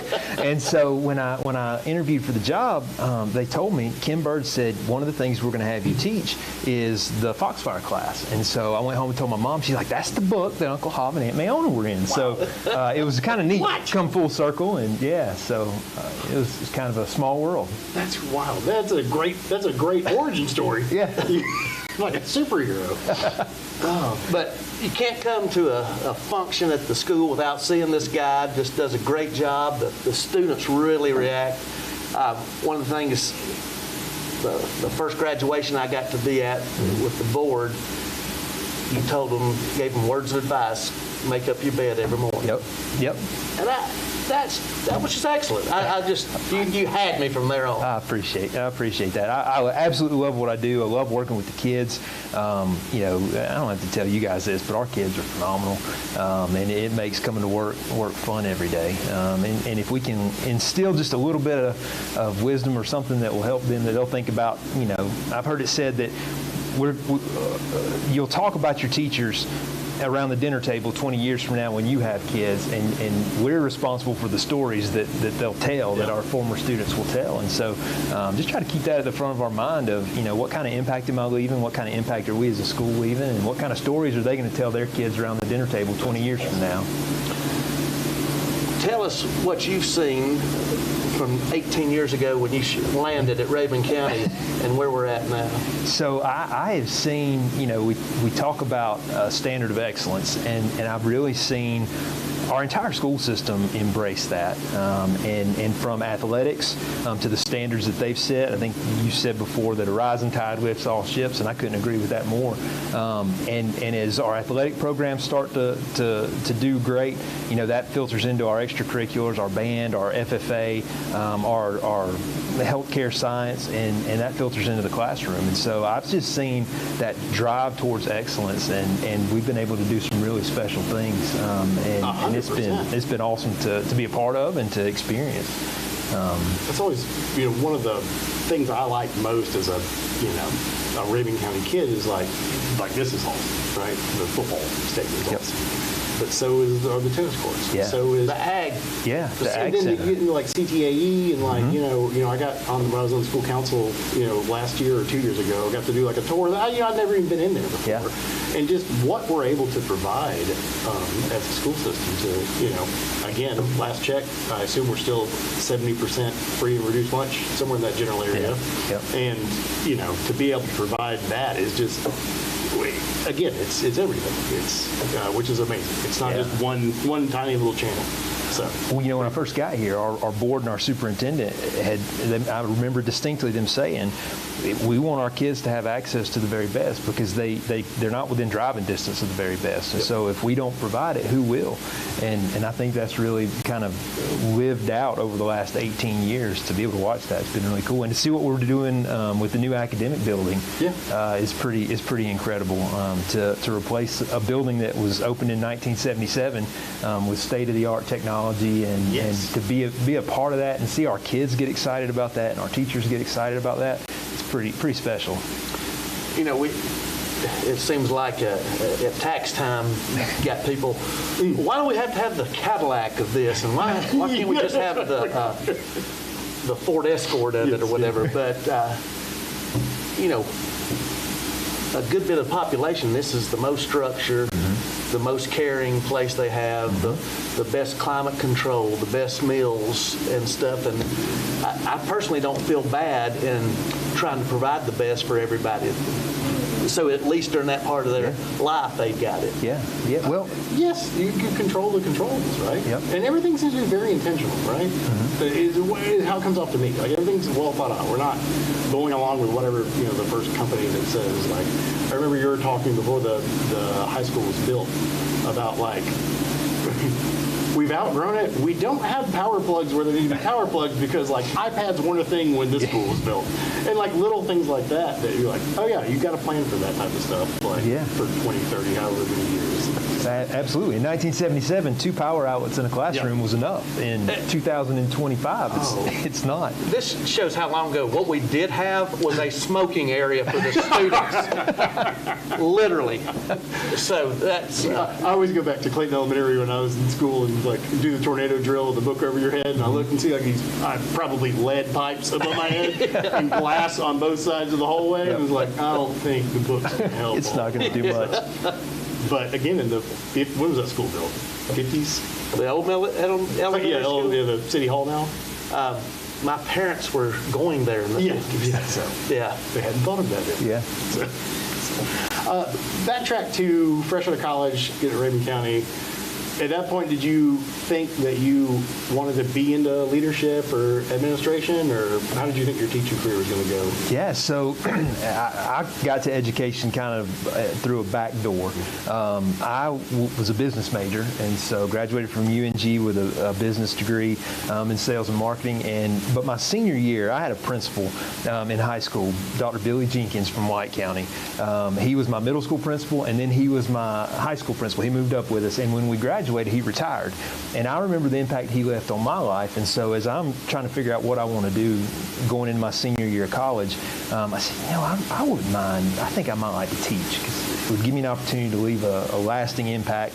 So I remember going and talking to him, and I said, Dr. Jenkins, here's what I'm thinking. And he said, so you want to teach? I said, well, I want to teach. I eventually want to be a high school principal. And he's like, don't do it. And I said, okay.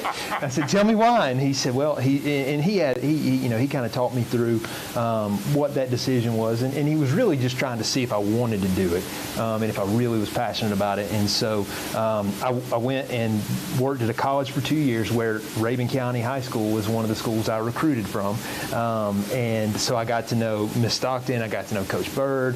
And so when a job in business ed came open, I applied and was able to get it. And I knew early on that I eventually wanted to be a high school principal, but I wanted to make sure I enjoyed my time in the classroom. And for me, it was all about how many kids can I impact? How many kids can I impact positively? And so when I went to an assistant principal, I expanded that influence. When I went to principal, I expanded that number. So once I made the decision to go into education, I knew that's kind of where I wanted to go.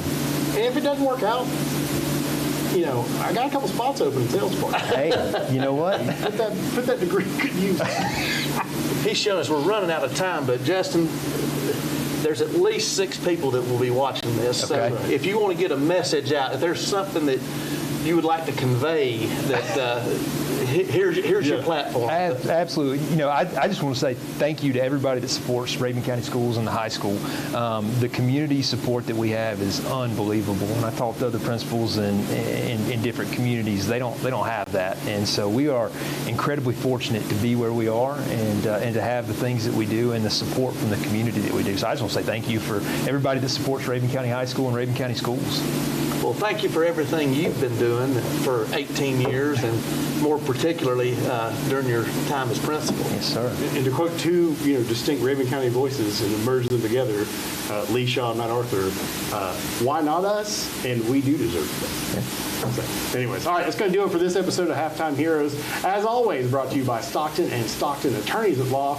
Still remember the number, 706-782-6100. Until next time.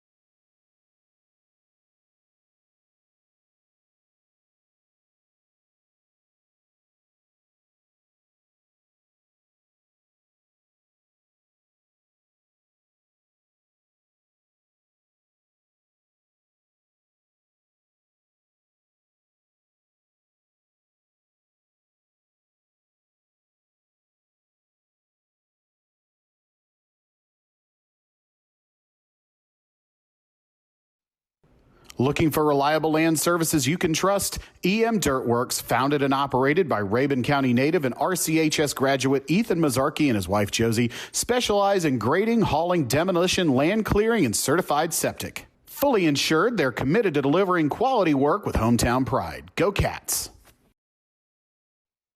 W-I-L-D-C-A-T-S. We're here for all your tailgating needs. Enjoy a tray and gallon. Come in and eat with us tomorrow for breakfast. Hi folks, come see us at Coach's Sports Bar and Grill with 10 TVs and every seat is on the 50-yard line. We have great food and cold drinks.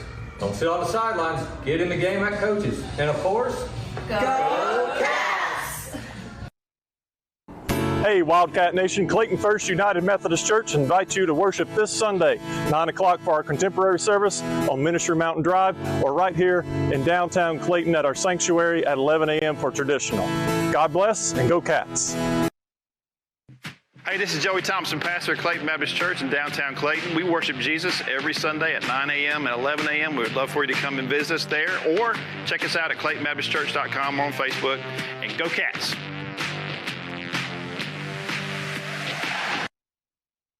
Whether it's at home, at school, or under the Friday night lights, HEMC is proud to power the Wildcats. The staff and employees are dedicated to providing the service you need for a bright future. HEMC and the Wildcats, a winning combination. Hi, this is Pam Wright with Oconee Federal Savings and Loan. Our team of local bankers can help you tackle your banking needs with home loans or checking accounts for you and your family or your business. So come see us at Oconee Federal. We're friends you can bank on. And go Cats! At My Georgia Credit Union, we're proud to serve our neighbors right here at home. We're here to help you save, grow, and succeed on and off the field. And we're proud to back our Rabun County Wildcats all season long. Go Cats! Okay, welcome back, Wildcat fans. Halftime is fixing to be over, and we're going to start that third quarter. But what a first half we had. Your Wildcats are leading the Blue Devils from Elbert County 21-14. we had an offensive explosion in Yes. the last 5 minutes of the second quarter. Before you do this, I got asked what did I think was the turning point of the game, and it really wasn't anything spectacular. We had some spectacular plays, but it was really they just put together a drive. 3 or 4 yards here at a time, converting third downs. Just it was amazing to see that just a turnaround, but it was all mindset on our offense. Well, I think we got the long drive and ended up with a 4-yard touchdown pass from Ty to Lefevre's. But then the big play of probably the whole thing was that 50-yard interception return by Reed Burrow. Absolutely. As he stiff-armed a guy going across the goal line. And then, of course, we had the 7-yard touchdown run from Ty after we had another turnover, and Cooper Cannon jumped on a fumble. Coulter Cannon, excuse me. Coulter Cannon jumped on a fumble, and so we're getting ready. And don't forget, Coulter picked up an interception right there as the half was coming to a close. Yep. And really stalled any chances they had of putting any field goal or any other points on the board. I think some of the keys of the game of the first half too was our ability to get some turnovers. Absolutely, we got 3 turnovers from them. Absolutely, in the first half, and so we're up 21-14. Obviously, we talked earlier in the broadcast about the importance of this game and the fact that the winner of this game is going to pick up some huge points in the power rankings and are going to be in line for that home field advantage in the playoffs. So here we go.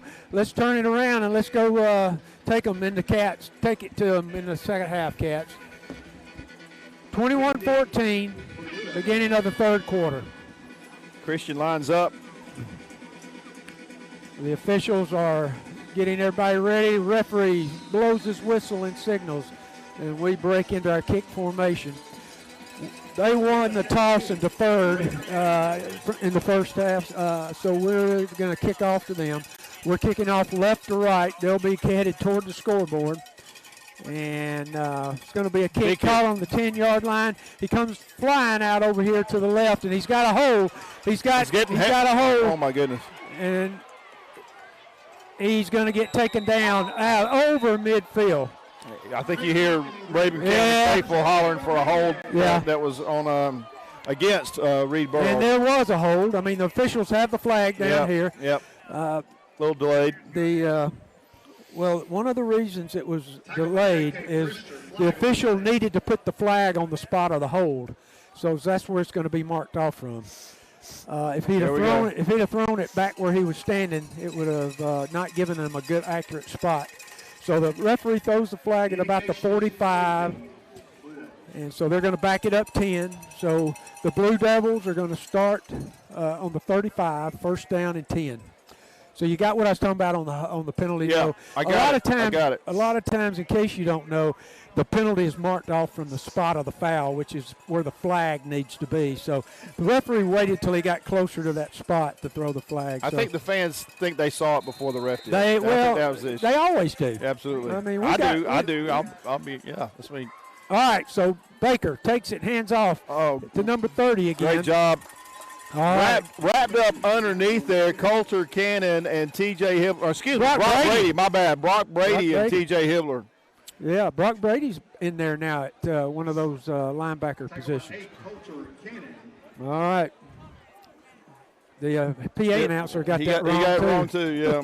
That was Brock Brady, number 9. Yeah, so we're second down and 8 for the Blue Devils. In motion's number 3.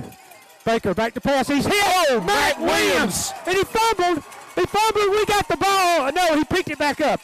And now he's going to be tackled. That was I'll meet you in the middle with Matt Williams and T.J. Hibbler. T.J. Hibbler was causing so much pressure, they didn't see Matt Williams coming off the other edge. Yes. So Baker just got his clock cleaned for about a 5-yard loss. Great defensive line play. Absolutely. Mac Williams put the hurt on him. So we got third down and about 15 now. Absolutely. Ball's on the 30-yard line. All right, so Baker running into a little issue here by the defense. He turns around. He's going to throw again. He's looking over to the right, deep. We got him defended, but he catches it. How in the world? Oh, we had him defended. Good. I don't know how he split the defenders like that. He sure did. So, all right. So he's going to pick up about 35, 34 yards on the play. One of our defenders went for the ball, and in the process, the receiver was able to split the two and get the reception. Actually, that was a 37-yard pass play. So the Blue Devils, 1st and 10 on the 32. Hand off to that running back, number 30, who has come in. They've Reed Burrell, J.K. Frewster, Brock Brady all together in on the tackle. All right, so number 30 is that Mikael Allen, and Turman, who ran the ball for the first quarter and a half, has not been back in, so he must be injured over there, Joey, that running back they got. Yeah, we haven't seen him. All right, so Baker is in the quarterback position. Quick pass over here to the left of that number 7, and he's going to be thrown down, but he picks up the first down. Blake Evans on the tackle. Yeah, going to be a 5-yard gain. That was Jose Rodriguez, he's had 400 yards receiving already this year, and so he picks up a few more. So the Blue Devils have a first down on about the 19-yard line. So it's time for that defense to stiffen again. Cause one of those turnovers like we had in the first half. Absolutely. 1st and 10 on the 19, 9:17 to go in the third quarter. Baker, he hands off. There's number 20. Back again. He's going to pick up about 5. So he's not hurt. That is Tyler Turman. Yep. Turman is back in. So he picks up 5. All right, so we got a second down and 5. Ball's going to be on the 14. Number 54, Ryan All right, so Baker, the quarterback for the freshman quarterback for the Blue Devils, takes the snap. He throws over here to the right. That's that number 16. He's one of their top receivers, Jackson Black. Wide open. And he picks up another first down. So they're 1st and goal now on the 6-yard line. So after we had them backed up on our side of the 50, they threw that long 37-yard pass, and now they're knocking on the door at the 6. They hand off to Truman. He's going to be stacked up at about the 5, 4. Yeah, he's going to get thrown. Oh, he picks up a 1. He picks up 1. All right, so it's going to be 2nd and goal on the 5. All right, so the defense is going to stiffen here, hopefully. They're in 4-down territory, I think, Joey. Yeah, I think especially from some of the play that we had earlier with Mac Williams, we could definitely see some pressure to the quarterback. All right, so we got our 4-down lineman. Snaps, hands off to Truman again. He zigs and zags, and he bounces off people, and he scores. Touchdown, 6-yard run by that running back, Tyler Turman. All right, so we could be tied up here, extra point pending.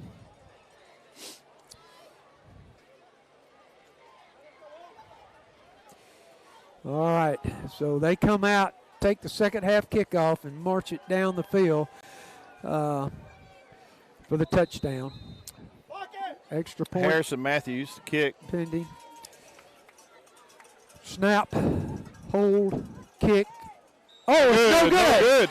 Off to the left. It looked like it. Did he get blocked a little bit there? Reed was there, but I think he just miffed it. Yeah, I think he missed it. They're not celebrating like it was a block. So I'm going to say he kicked a line drive. We'll call it a pressure. Pressure thing from. So your Wildcats are still in the lead, 21-20, 7:37 left in the quarter, and we're going to keep it here for right now. And so the Wildcats are going to get their first opportunity in the second half. And Joey, what adjustments do you think we might have made at half on offense? Well, they strung together a great drive on offense. I don't think not much at all on offense. Actually, I don't think they needed to change much. It's just adjusting with whatever they adjusted to on defense. The question is too on defense again is our pass defense and being able to slow that down. But on offense, if they can continue just to put 3, 4, 5 yard drives together and convert in third downs, we'll be back in that end zone again and lengthen out this lead that we've got by 1 point. All right, so we're going to be receiving the kickoff. Giles and Evans deep. We've actually had a couple of returns from the deep guys. All right, it's going to be Lake Evans. He takes it on about the 14. He comes up. He's up to the 20. He's got a little bit of a hole straight up the middle. Great run back. All right. That's what we need right there, guys. Yes, sir. So a 26-yard return by Lake Evans on the kickoff puts the Wildcats in business at their own 41-yard line. I think, we talked about this at the halftime show on Tuesday that, our halfbacks are so good. Now they're like, I don't want to kick it to them either. Right. So it's just we got some great backs in on our kick returns. So a great return, 26 yards, and we're going to be in business here on our own 41. So True Love with a full house backfield back there sends Lake Evans in motion. Hands off to Reed Giles around the left side. He's trying to hit the corner. And he does, and we got a flag on the play. Yeah, a lot of people were looking for a Lake hit out of bounds, but we've got a flag. It looks like it's probably going to be a blocking foul on us, either a hold or an illegal block. We're going to be backing up here. So it looks like a hold. So we're going to back up from the original line of scrimmage. It'll be 1st and 20.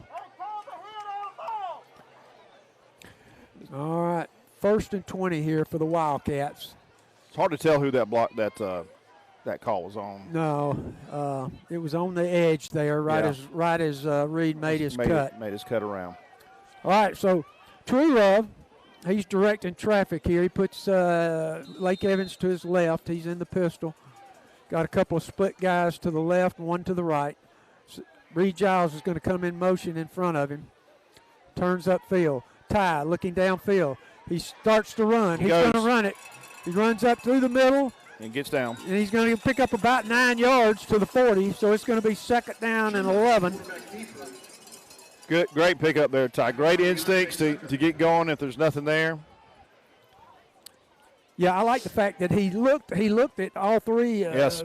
It looked at least 3 times at receivers and decided to tuck it and run. So, and that's just hard to defend when you've got a quarterback that's mobile like Ty. It's always a threat. So it's 2nd down, 11. True Love with Lake Evans in the backfield. 2 split to the left, 1 to the right.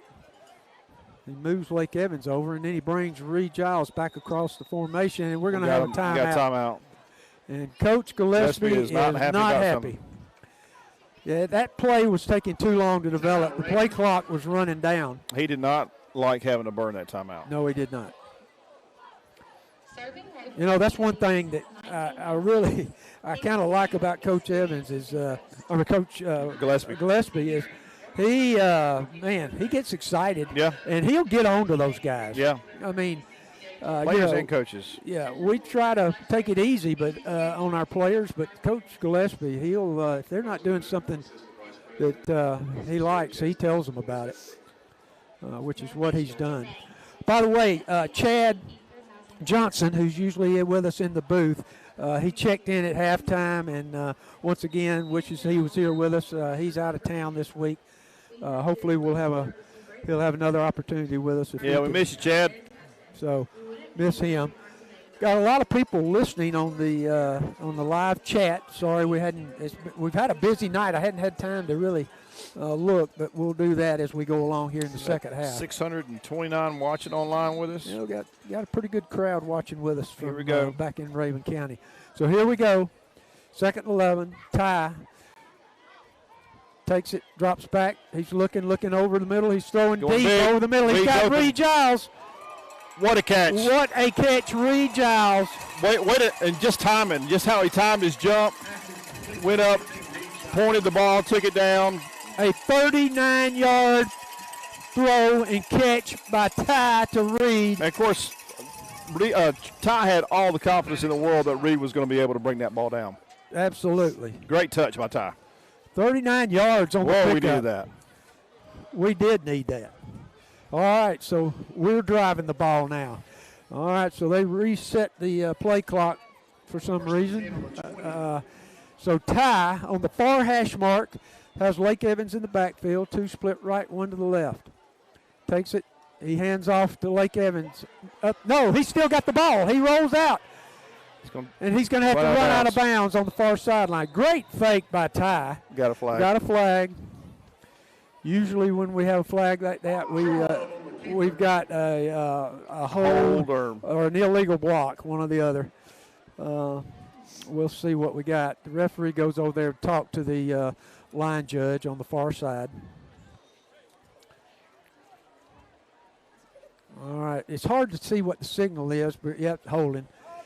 Because the referee faces the home side, and we have a hard time seeing it, but it was a hold. Ty was scrambling. So once again, we try to give them an advantage so that we can pick up a big play here. All right, so it's going to be 1st down and 20, 10 yards from the original line of scrimmage. Ty with Lake in the backfield, 2 split left, 2 split right. Hayden Cannon in motion. Ty, he drops back to pass over the middle. Oh, and he overshoots Reed Burrow. Overshoots Reed Burrow. Ty got knocked down after the play, but wasn't late. All right, so we're gonna have a 2nd down and 20. So we are not really into field goal range yet for Avila.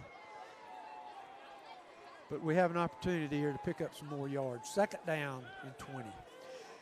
5:52 left in the 3rd quarter. Well, and we've shown already we can accomplish that deep ball. Yeah, the last 39-yarder was a beautiful, beautiful pass by Ty. Lake Evans to his right, takes it, drops back, looks to the left, looks right. He has to scramble. He's got a man after him. He's going to throw it downfield, and it's going to be. Oh my goodness! Did he bring that down? It looks like it was caught. Yes. Yes, he caught it. What a catch. Who was that? I can't tell. I want to say it's I can't tell. Is that Coulter? No. It's like 16. Reed Lefevers. Reed Lefevers. What a catch. All right. Reed Lefevers is having a big night. What a catch. So from the 31 down to about the 15 or 14. So it was a 16. From 31 to the 14. All right, so a 17-yard catch. 3rd down and 5. 3rd down and 5. We're in field goal range, but we would love to have a 1st down. Reed Giles is deep in the backfield. Ty is under center. He takes it. He fakes it to Reed. He rolls to the right. He's got a man in the end zone. He throws. Drop. He's there, but wasn't able to hold on to it. He was not able to hold on. And our officials over here on our side were looking for his Burrow is still down, by the way, in the end zone. Our fans and the coaches were looking for an interference call over here on the play. But we're going to have a timeout here for an injury for Reed Burrow, who is in the end zone right now. So why don't we take a break, come back after they've had time to look at Reed, and we'll be back with you. At Duval Automotive and the Car Wash, we're not just your local auto experts. We're your neighbors, your friends, and many of us are proud graduates of Rabun County High School. Our commitment to quality service is matched only by our dedication to our community. Go Cats! Mountain Lakes Medical Center has a state-of-the-art physical rehab treatment facility that can tackle any of your physical therapy needs. Call today 706-782-0478 to talk to a specialist or set up an appointment. Mountain Lakes Medical Center, your hometown hospital committed to excellence. Looking for reliable land services you can trust? EM Dirtworks, founded and operated by Rabun County native and RCHS graduate Ethan Mazzarki and his wife Josie, specialize in grading, hauling, demolition, land clearing, and certified septic. Fully insured, they're committed to delivering quality work with hometown pride. Go Cats! Okay, Wildcat fans, welcome back after an injury timeout. Looked like Reed Burrow may have had a cramp as our crack camera woman Jaden Griggs just analyze that for us. So Ty Truelove, 4th down. He rolls to the right. He's got a man open. Lake Evans, he's sprinting to the end zone. Touchdown, Lake Evans. A 14-yard touchdown pass by Ty as he rolled out. Evans came out of the backfield, and we got a 14-yard touchdown run, and I think we're going to go for one. All right, we're lined up for the kick. All right, so a 14-yard touchdown pass.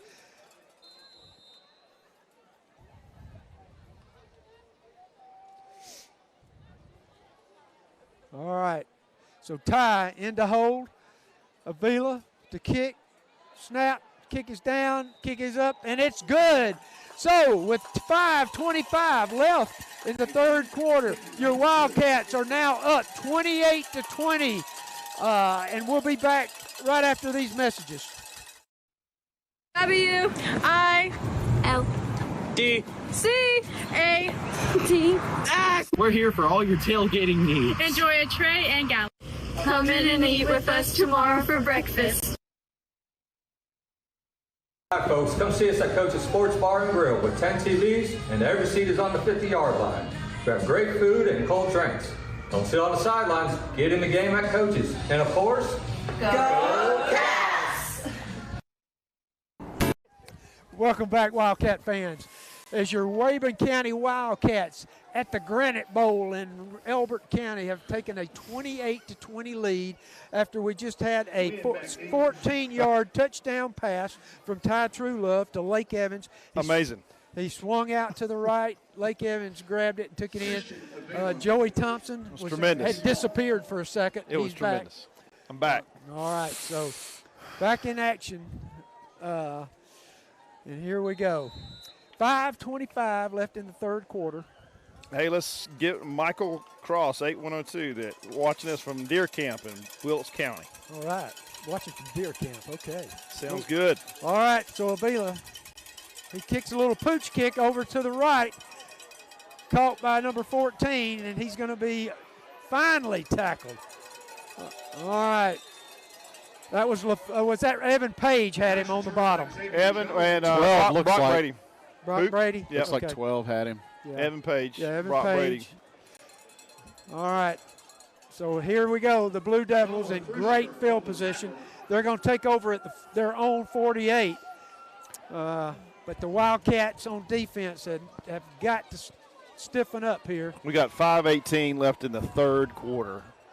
28-20 Cats. All right, so here we go. That freshman quarterback, Brody Baker for them, who's thrown for about 1,500 yards this year already. He's in the backfield, takes a snap. He hands off to that Truman. Oh, my goodness. Plowed by, is that Brock Brady? No English. No English. Great story again, no English, not being able to play all year until last week with Athens Academy Biz in Rabun County, but again, doing his thing again tonight. Great to see our comeback story of the year. He was our defensive player of the week last week. 2nd and 10 for the Blue Devils. Got a torn jersey. Baker drops back to pass. He's looking deep. He's going to keep it. He's going to run to the left, and we're going to push him out. Lake Evans pushes him out of bounds at about the 46. So he's going to pick up about 5, maybe 6. All right, so it's going to be 3rd down and a long 4. 3rd and a long 4.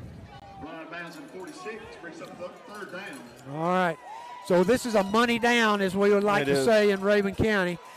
4:39 left in the quarter. Clock stopped as he went out of bounds. Baker, that freshman quarterback. Truman in the backfield. Turman, excuse me. He drops back to pass. He's going to look over the middle. He didn't have a guy, so he takes it again. I don't think he runs out, and he's going to be out at about the 44. I don't think he's going to be short. He's going to be short. He did not get it.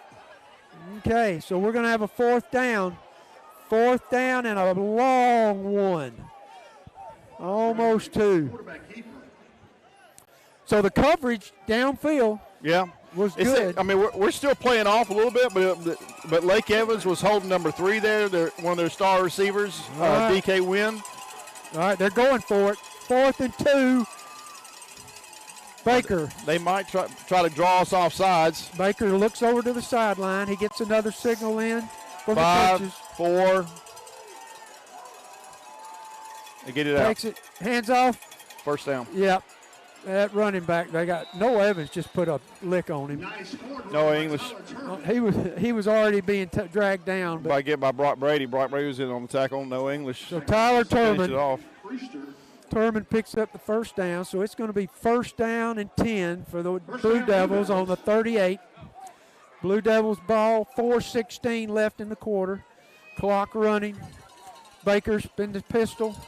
Turman next to him. He fakes to Turman, looks over to the left. Evan Hopper. They're after him. They're after him. Evan Hopper. TJ Hibbler. Booger with the sack. And TJ Hibbler, both of them, drag him down. Right. We talked with them on Tuesday night at the fifth quarter show about how well the front four plays, like being able to communicate and work together. They showed it that time. Loss of 8, Joey, so Good it's night. going to be second down and 18 on the 45-yard line. Baker, he's back to pass again. We're trying to put the pressure on. He throws over to the right, and he has a man. What a great pass. You got to give him credit. Yeah, you got to give him credit. He stood there and delivered. All right, so, I mean, that was a great pass. So they're going to pick up about 8, 9. So it's going to be third down, and about they set the ball down now. All right, third down about 7. Call it 6. 3rd and 6. All right, Baker waiting on the ball. Hands off to Turman. Turman up the middle again. He's going to get the first down. So they found this Turman, their running back, found a little success here with him. I wouldn't be surprised to see it again. They're going to go in a hurry. They're going in a hurry. They hand off again. That's the Allen. Yep, that's the Michael Allen. But we're going to tie him up. He's going to gain only about 1. Mikhail Allen. So they found a little bit here in the running game. All right, so they're going to not go as quick as they were, but Baker in the backfield, Mikhail Allen with him. He takes it, he fakes to him, throws pass over to the... Oh, what a break. Oh, yes, incomplete pass. I think Coulter Cannon broke it up, didn't he? Yeah, he jumped out in front, just got a piece of it, incomplete. Yes. So we're third down and 9. We're on about the 24-yard line. I apologize for not giving you that. We're on about the 24-yard line, our own 24-yard line. So they're knocking on the door. 2:16 left in the quarter. Baker giving instructions to his lineman. He's hollering at him. He backs up into that pistol. 2 split left, 2 to the right. Man in motion. Baker takes it, drops back. We're rushing in. Fumble. They fall on it. Covered it. All right. Brock Brady. We came in. Was that Brock Brady? Yes. Brock Brady, no English. TJ Hibbler. Yes. Your mama and them. A little bit of everybody came. Yes. Absolutely. That makes it 4th and... We're going to be 4th down and 20. What a way to answer. Oh, yes. The defense has answered. 4th and 20. Brock Brady shot through there on a blitz and just took him down. All right. So here we go. They're going to drop back and pass. He's throwing deep to the left. Way deep. Deep to the left, and we break it out. What a defensive back play from Reed Burrell. Lake Evans is with him. Tremendous. Great defense. So the defense, pass defense, comes up strong. Wow. And look at our field position. We're on the 36-yard line, 1st and 10, our own 36, 1st and 10, with a chance, with 1:25 left in the third quarter, with a chance to go up by 2 scores. And our offense is want to capitalize on this now. Absolutely. We need to see some offense. What a defensive, we needed that. Defensive line and defensive backs. Coach Stewart was going to be doing backflips over that one. Linebackers too on the that was a linebacker blitz. Here we go. All right, the little pitch, the little pass Pitch to out. Reed Giles. He turns the corner. First down. Yep, and he's going to pick up. He picks up about 11. And we had a lot of our officials on our sideline were screaming for the late hit. But he hit him on the line. But Reed just last minute decided to jump out. It was a great decision. He picked up, I don't know, another 5 or 6 yards just because of that. Yep. First down and 10, Wildcats on the 48-yard line. Here we go. Here we go, first and 10. All right, Ty's going to go under center. He's got Lake Evans as a single back. Tyler and Cannon go in motion. He sends Dane Tyler back over. Turns around, hands off to Lake. Lake off the right side. What? He hits about 3 guys, and it takes all 3 of them to bring him down. He just got, I mean, it's a 1-yard pickup, but just great power. Yeah. All right, so 2-yard pickup, Joey. Don't 2 shortchange yards, him. my bad. All right, we're going to give him 2 on the play. And so it's going to be 2nd down and 8. Another tough run by Lake Evans. He's been doing that all year. We've got 50 seconds left in the third quarter. All right, Ty, he's going to go under center again. Lake Evans in the backfield. 1 split left, 1 right. Dane Tyler in motion. Oh, and we got to stop and play. We got a procedure call. Not sure if somebody moved. I did not see them move if they did. Didn't see that. False start, Rabun. All right. So that procedure call with 33 seconds left in the second quarter is going to back us up. And we're now going to be 2nd down and 13. It was 2nd and 8. Now it's about 2nd and 13.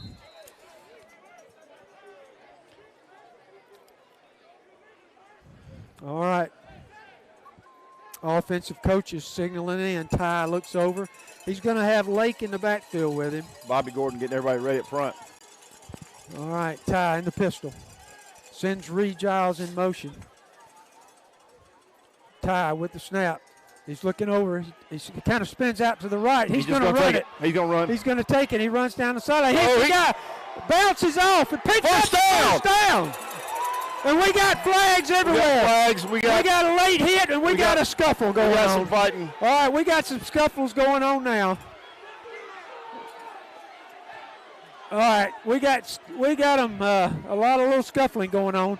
Our crack camera woman has got it on the camera here. Stay on it. All right, that'll wait, Jade.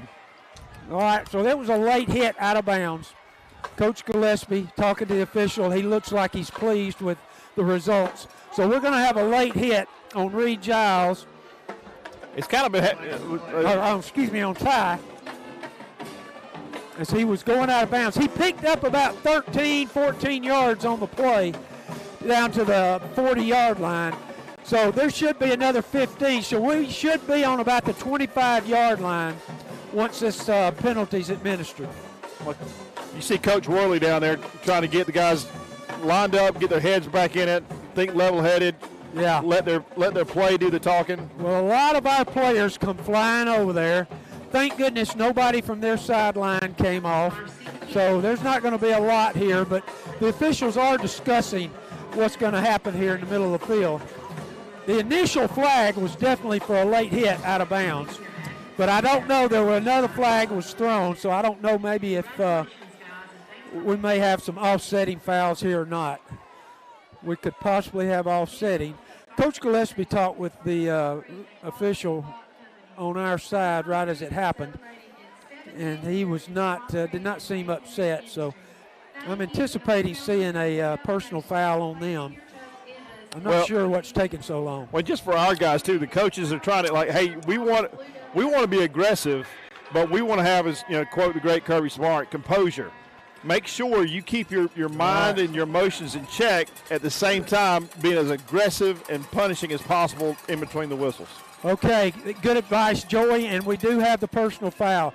So we're going to move that ball 15 yards from the end of the run, which was on the 40. So we're going to go down to about the 25. Good night. we're going to be in excellent field position here. 1st and 10 Wildcats on the 45, and finally a penalty has gone our way. Explain the yardage on that penalty for us one more time. Okay, so it was a late hit out of bounds, which means it was a dead ball. So that means that it's going to go from the end of the run as a personal foul, goes from the end of the run, tacked on, as you often hear them say, it was tacked on to the end of the run. So that end of the run was at the 40, so the 15 yards takes us down to the 25. Wow. And flip of the field because now it's fourth quarter. Correct.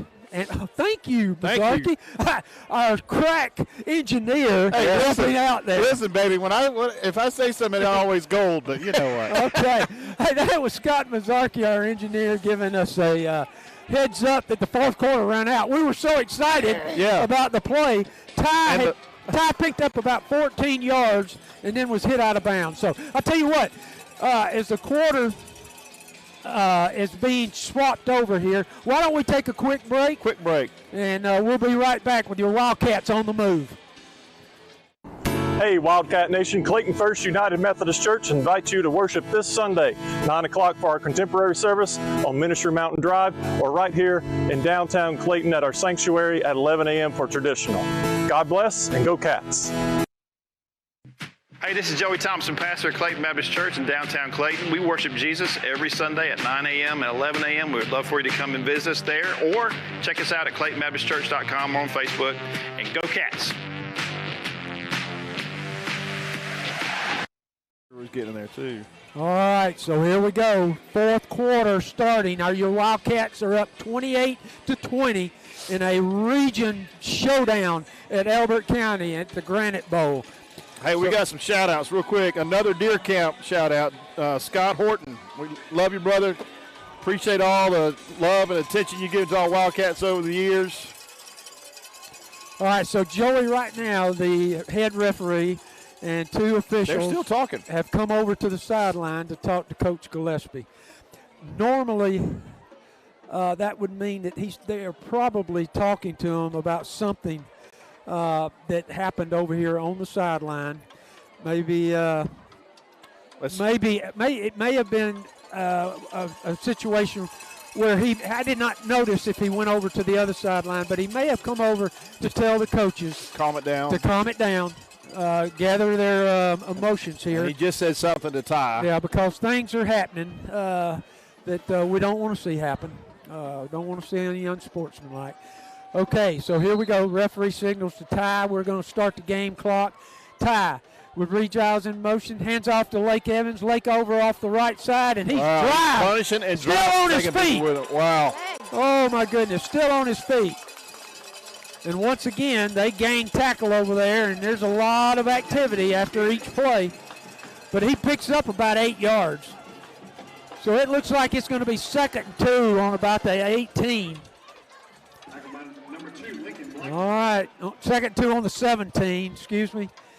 All right, Ty, he comes over, gets the play, runs to a huddle.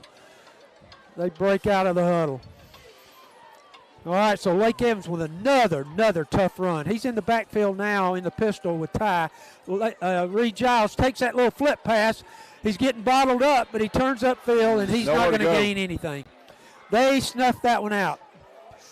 We have ran that a few times, and they got a man down. Number 7. Yeah, that's that receiver, Jose Rodriguez. Holding his knee. Yeah, he's one of their top receivers. So Jose Rodriguez is out with or down with an injury. So both teams are going to go to their sidelines, and we're going to go take a break and pay some bills, and we'll be right back with you. Wildcats 28, Elbert 20. Mm-hmm. Whether it's at home, at school, or under the Friday night lights, HEMC is proud to power the Wildcats. The staff and employees are dedicated to providing the service you need for a bright future. HEMC and the Wildcats, a winning combination. Hi, this is Pam Wright with Oconee Federal Savings and Loan. Our team of local bankers can help you tackle your banking needs with home loans or checking accounts for you and your family or your business. So come see us at Oconee Federal. We're friends you can bank on. And go Cats! At My Georgia Credit Union, we're proud to serve our neighbors right here at home. We're here to help you save, grow, and succeed on and off the field. And we're proud to back our Rabun County Wildcats all season long. Go Cats! All right, welcome back, Wildcat fans, to the Granite Bowl, where your Wildcats 28, Elbert County 20. 10:58 left to go in the ball game. It's 3rd and 3 on the 18. Ty in the back, full house backfield. Takes it. He hands off to Reed Giles. Reed Giles over to the right. He's going to get stacked up in the backfield, and he's not going to gain anything. He's going to lose a yard. Their defensive penetration on that side, Joey, just strung the play out, and Reed could not. He could not cut the corner. It's 4th down. 4th down on the 20, and it's going to be a 4th and 5 on the 20. They're going to go for we're it. Going for it. No, we're going to kick a field goal. Kick it. All right, so we're going to kick a field goal. So it's going to be about a 37-yard field goal attempt. For our Brian Avila. For Brian Avila, he's done this. He's done it already this year. So here we go. 10 seconds on the play clock. Big kick. Snap down. Avila with the kick. It's long enough. Is it? No good. It was good. There we go. Oh, it's good. It's good. It was just there. Just over the crossbar. What a huge kick. Yes. Brian Avila. And they did not have much time to get out there and make the kick. No. 37 yards.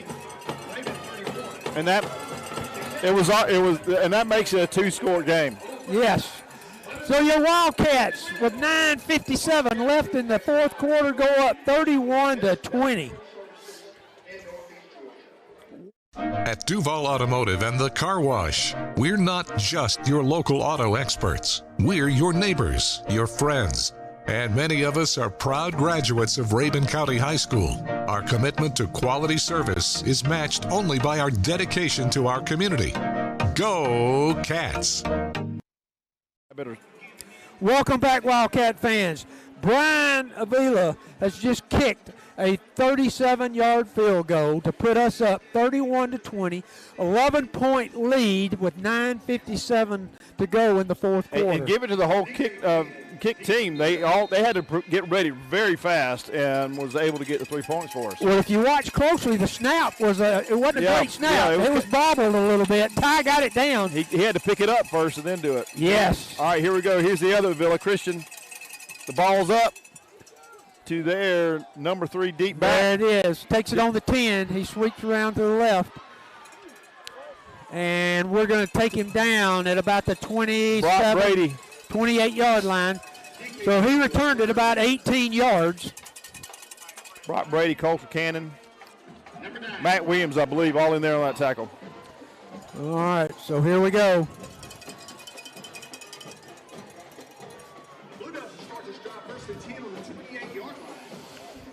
All right, so 1st down and 10 for the Blue Devils on the 28. 9:52 to go in the 4th quarter. All right, so that freshman quarterback for them, Brody Baker, he's gone the whole way. Takes it, turns, throws out to the left. He had a receiver, and he streaks down the sideline. We missed him. Now we grab him. That was a well-executed offensive play. All right. Fantastic catch and run. 37-yard catch and run by the Blue Devils. 37 yards. Most of that was yards after the catch. Yaks, as they call it. So another big play on the passing game. There's Truman, that running back. He's going to pick up about 4 or 5. Yeah, he picks up 5. So it's going to be 2nd down and 5 on the 30. They have struck very quickly here. 9:15 clock's running. And they appear to be trying to hurry the ball as well. Okay. All right. Little pass out over to the left, and we're going to stack him up. It's going to be close to the 1st down. Cannon. All right, looks like it's going to be short. So we're going to have a 3rd down. 3rd down and about 2. Maybe 3rd and 1. We're on about the 27-yard line. Another big down for the Wildcat defense. Baker, he throws a pass out over here to the right. We grab him. He picks up the first down, picked up at about 5 or 6 yards. So they're inside the 20 now on the 19. That was Jackson Black. Yeah, he's had several catches tonight. He was one of those receivers that Coach Gillespie mentioned last week. Baker takes a snap, hands off to Turman. Turman tries to bounce off to the left, and we stack it up. So he's going to get no gain on that. J.K. Frooster big there. Yeah. So it's going to be now 2nd down and 9. They're actually going to give him a yard on that. I'm not sure how, but we're 2nd down. If you can hear, man, our band is putting it out over here. Our band has done great all year long. Yeah, under Dr. Leff, what a job. Yep. All right, so here we go. Baker, he's in the pistol. Turman next to him. He drops back. We got the rush. P.J. Hibbler after him. He fakes, throws, caught, and he was past the line of scrimmage. All right, so he threw the ball. He was past the line of scrimmage. We got a flag. Coach Stewart thinks it's against them. It is. He threw the ball past the line of scrimmage. So we're going to back them up. So it's going to be 2nd down again, but we're going to back them up.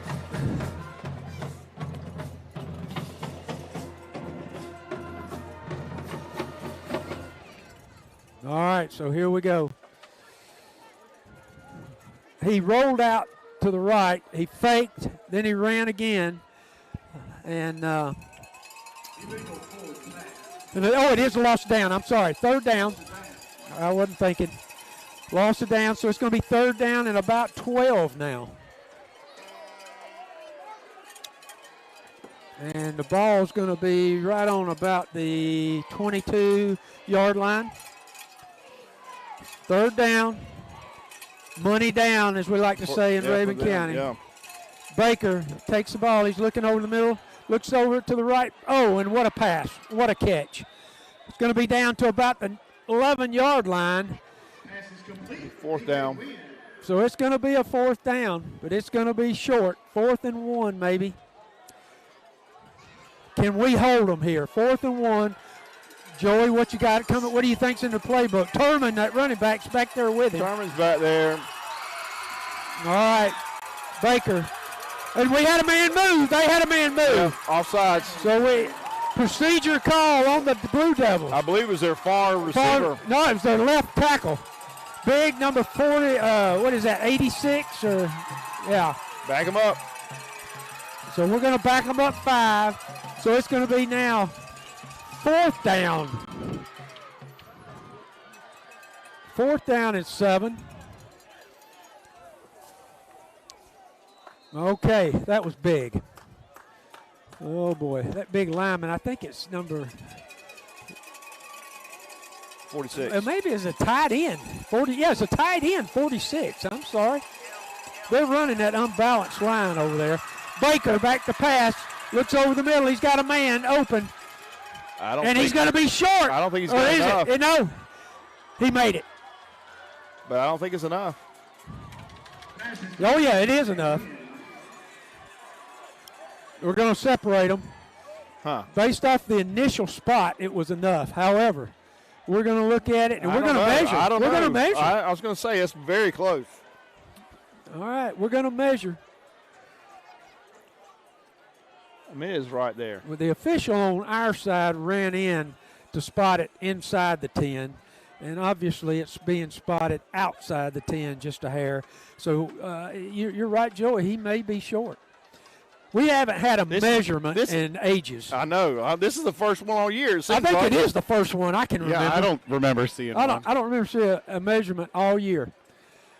The reason is I always, you want to watch the mechanics of the officials because everybody's got a job, including the official who's holding the ball. 1st down. Barely got. Yeah. Fun fact, the only time I've ever been on a chain gang was right here in the Granite Bowl. Okay. And, yeah, we were the visiting team. All right, so we're going to have a 1st and goal now inside the 10.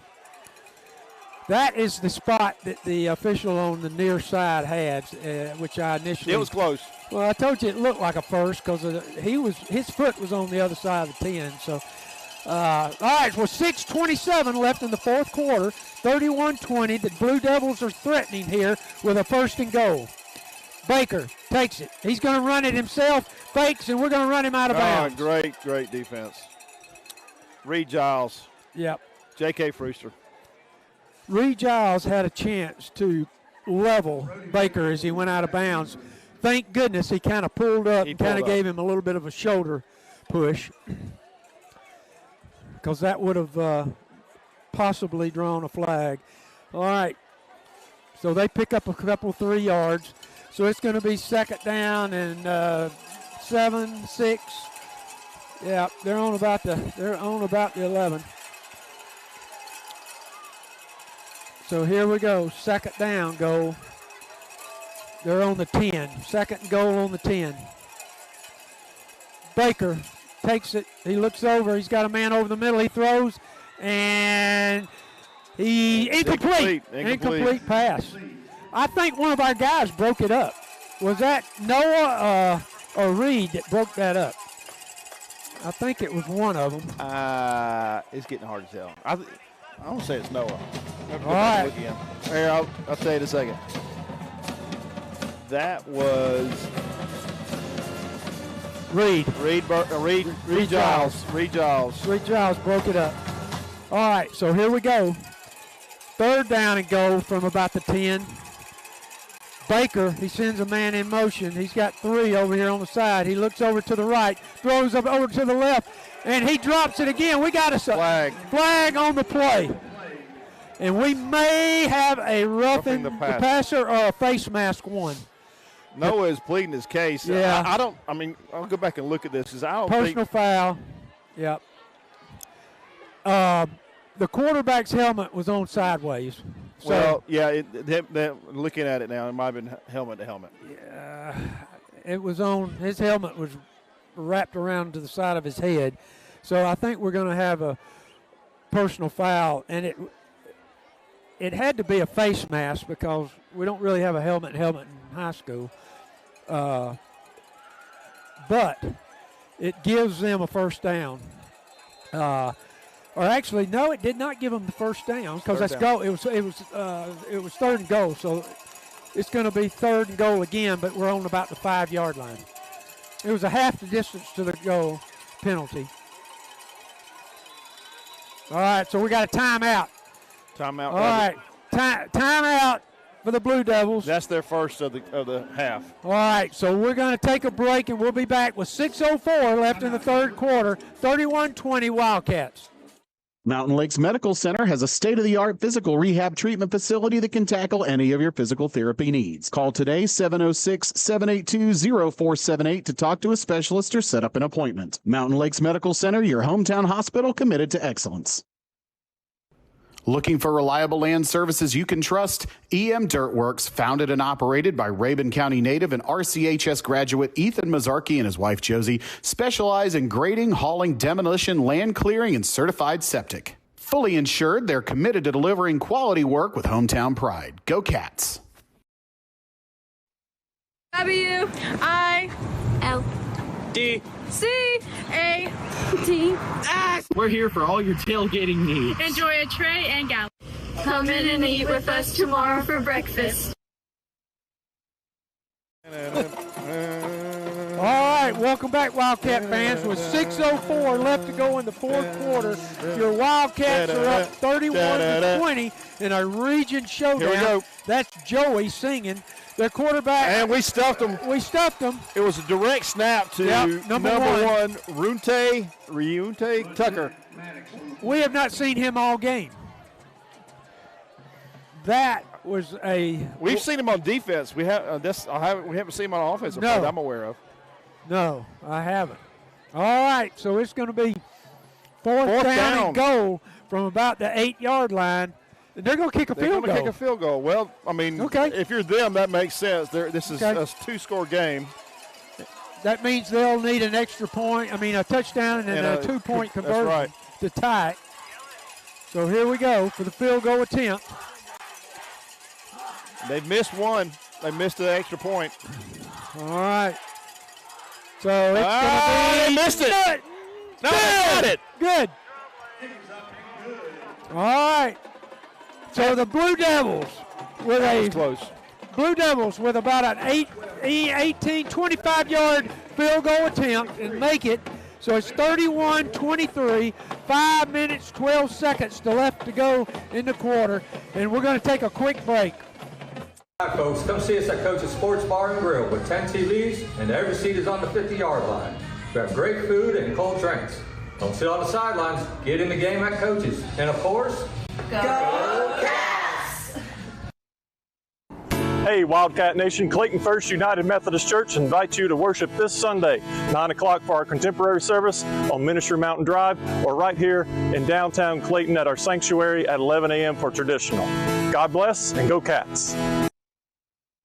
Hey, this is Joey Thompson, pastor at Clayton Baptist Church in downtown Clayton. We worship Jesus every Sunday at 9 a.m. and 11 a.m. We would love for you to come and visit us there, or check us out at ClaytonBaptistChurch.com or on Facebook, and go Cats. All right, welcome back, Wildcat fans. Kicks away. Kicks off, little pooch kick. No English. He takes it, has a little hole, and brings it back up to the 45. So the Wildcats are going to take over 1st and 10 on the 45. Out past that, Hayden Cannon was kind of getting in a little scrap over there. He wasn't backing down. These Wildcats are not backing down here in the fourth quarter. They're so tough, y'all. All right, so it's going to be Wildcats ball, 1st and 10 on the 44. They're going to. Something we say, they're tougher than a pine knot. That's what we've seen tonight from these Wildcats. Well, we've heard the word grit this year, and we've heard Rabun tough. So that's what we're looking for here in the fourth quarter. So Ty Truelove, your quarterback, is going to go under center. He's got a full house backfield. They shift out. I was going to say we had a true fullback there. Reed Giles in the backfield. Sweep left. And he's going to run out of bounds for no gain. All right. So it's going to be 2nd down and about 8. He picked up 2. Picked up 2. Coach. Gillespie was upset about something. Yeah, I think he was wanting Reed to cut up field. It looked like. I'm not sure. But Reed actually had to run up almost into the stands here at the Granite Bowl. He kind of pushed out as he was getting out. Pushed out. All right, so Ty in the pistol with Lake Evans in the backfield. Reed Giles goes in motion. There's the snap, hands off to Lake. He's around to the right side, and he's tied up. And he's going to be tied up for no gain, or actually a loss. 2-yard loss. All right, so we're back to 3rd and 10. We need this. We need to convert this 3rd down. Yes, we need to convert this 3rd down. 4 minutes and 40 seconds left in the quarter. We got, who was that came out? One of our linemen's coming out. Not sure if is Noah Johnson. Noah Johnson. All right. And he's getting talked to right now. That was Jaden Griggs with the call there. Thank you, Jaden. All right, Ty drops back. He's looking to the right. He's got a man open over the middle. Reed ball. And they got a flag. And we got a flag. We're going to have pass interference. All right, pass interference. And this was a great call by the official because he did not really touch him, but he was face guarding him. Face guarding in high school is illegal. In college, you have to actually touch them if you face guard them. So here, we're going to go back to the original line of scrimmage. We're going to mark off the 15, and we're going to have a 1st down and 10 on about the 40-yard line. Well, we said we needed a conversion right there, and we'll take it. We'll take it any way we can get it. All right, actually the 41-yard line. Joey, you said it. We got it. We got it. He was open, and the defenders caught up really quick. And face guarding is pass interference. I know. It's had their hands up in the face. They had their hands up. Good call by the official. I'm going to say that, Joey. I agree with you. All right. Chad would disagree on principle. Chad, if you're listening. Lake Evans with the handoff. Look at the effort from Lake Evans. Picks up 3. Great effort. Chad, if you're watching, that was a great call by the official, by the way. All right, 4 minutes. 4 minutes, Wildcat fans, left in the fourth quarter. We're up by 8 points, and we are driving the ball here. So, and we're going to see more ground game now. I hope so. Second down. You got, again, 2 timeouts on both sides. Yep, second down on long 7. Ty looks to the sidelines. We're going to milk that play clock down. The coaches are looking at the clock, then signaling in, and Ty will be utilizing that play clock. We've done that before. Here we go. 3 on the play clock, and they snap it right as it runs out. Reed Giles drives it up the middle. They had a blitz going on there, and able to get the ball away just in time. All right, we got a timeout here by the Blue Devils. So with 3:19 left to play, the Blue Devils call a timeout. I think that was their second one, Joey, or was that their first? That was their second one. That's their second. Okay, so here we go. 3:19 left. And let's take a break, pay a few bills. We'll come back for the final 3:19. Whether it's at home, at school, or under the Friday night lights, HEMC is proud to power the Wildcats. The staff and employees are dedicated to providing the service you need for a bright future. HEMC and the Wildcats, a winning combination.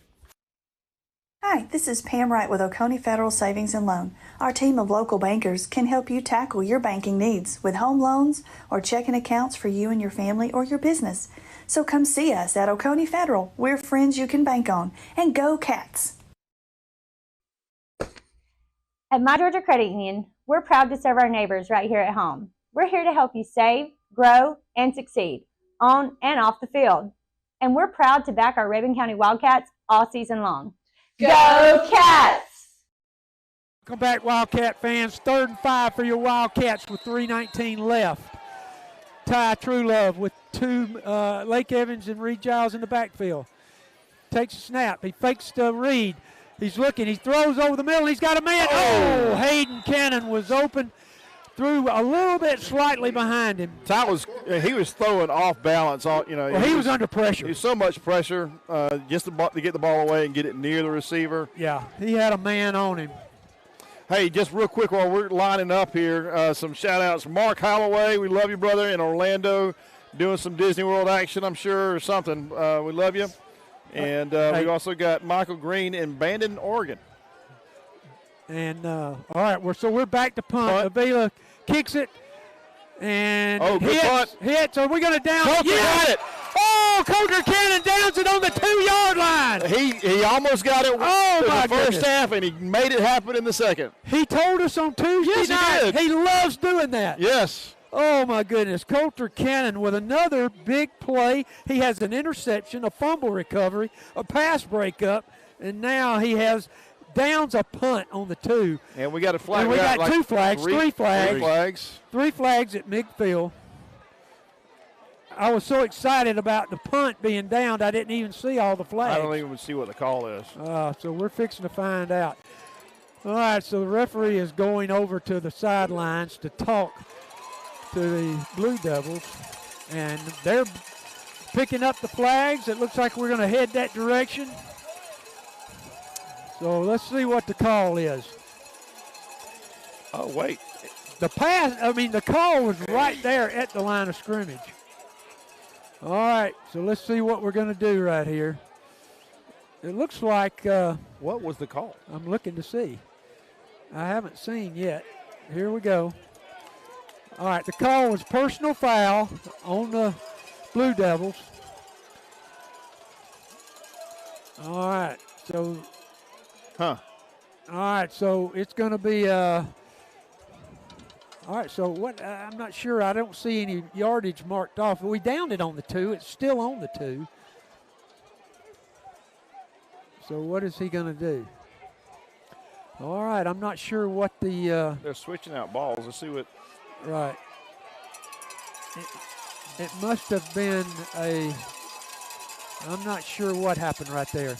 Well, they're marking it off. I guess it's half the distance to the goal. Did they mark it to the 1? Yes. Yeah. Okay, so they finally marked it off. All right, there they go. He downed it at the 2. It was a personal foul that took it half the distance to the goal. So they're starting on their 1 yard line.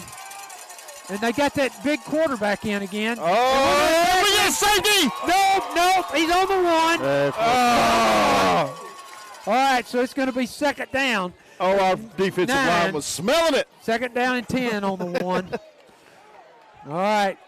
I don't think they're not going to try it again. I can tell you right now that they hit him at the 1 and started driving him back. That was a good call. Ethan Hopper fired off the line trying to get back there. All right, Baker's out, and number 1, that your Nuti Tucker is in. He's a big boy.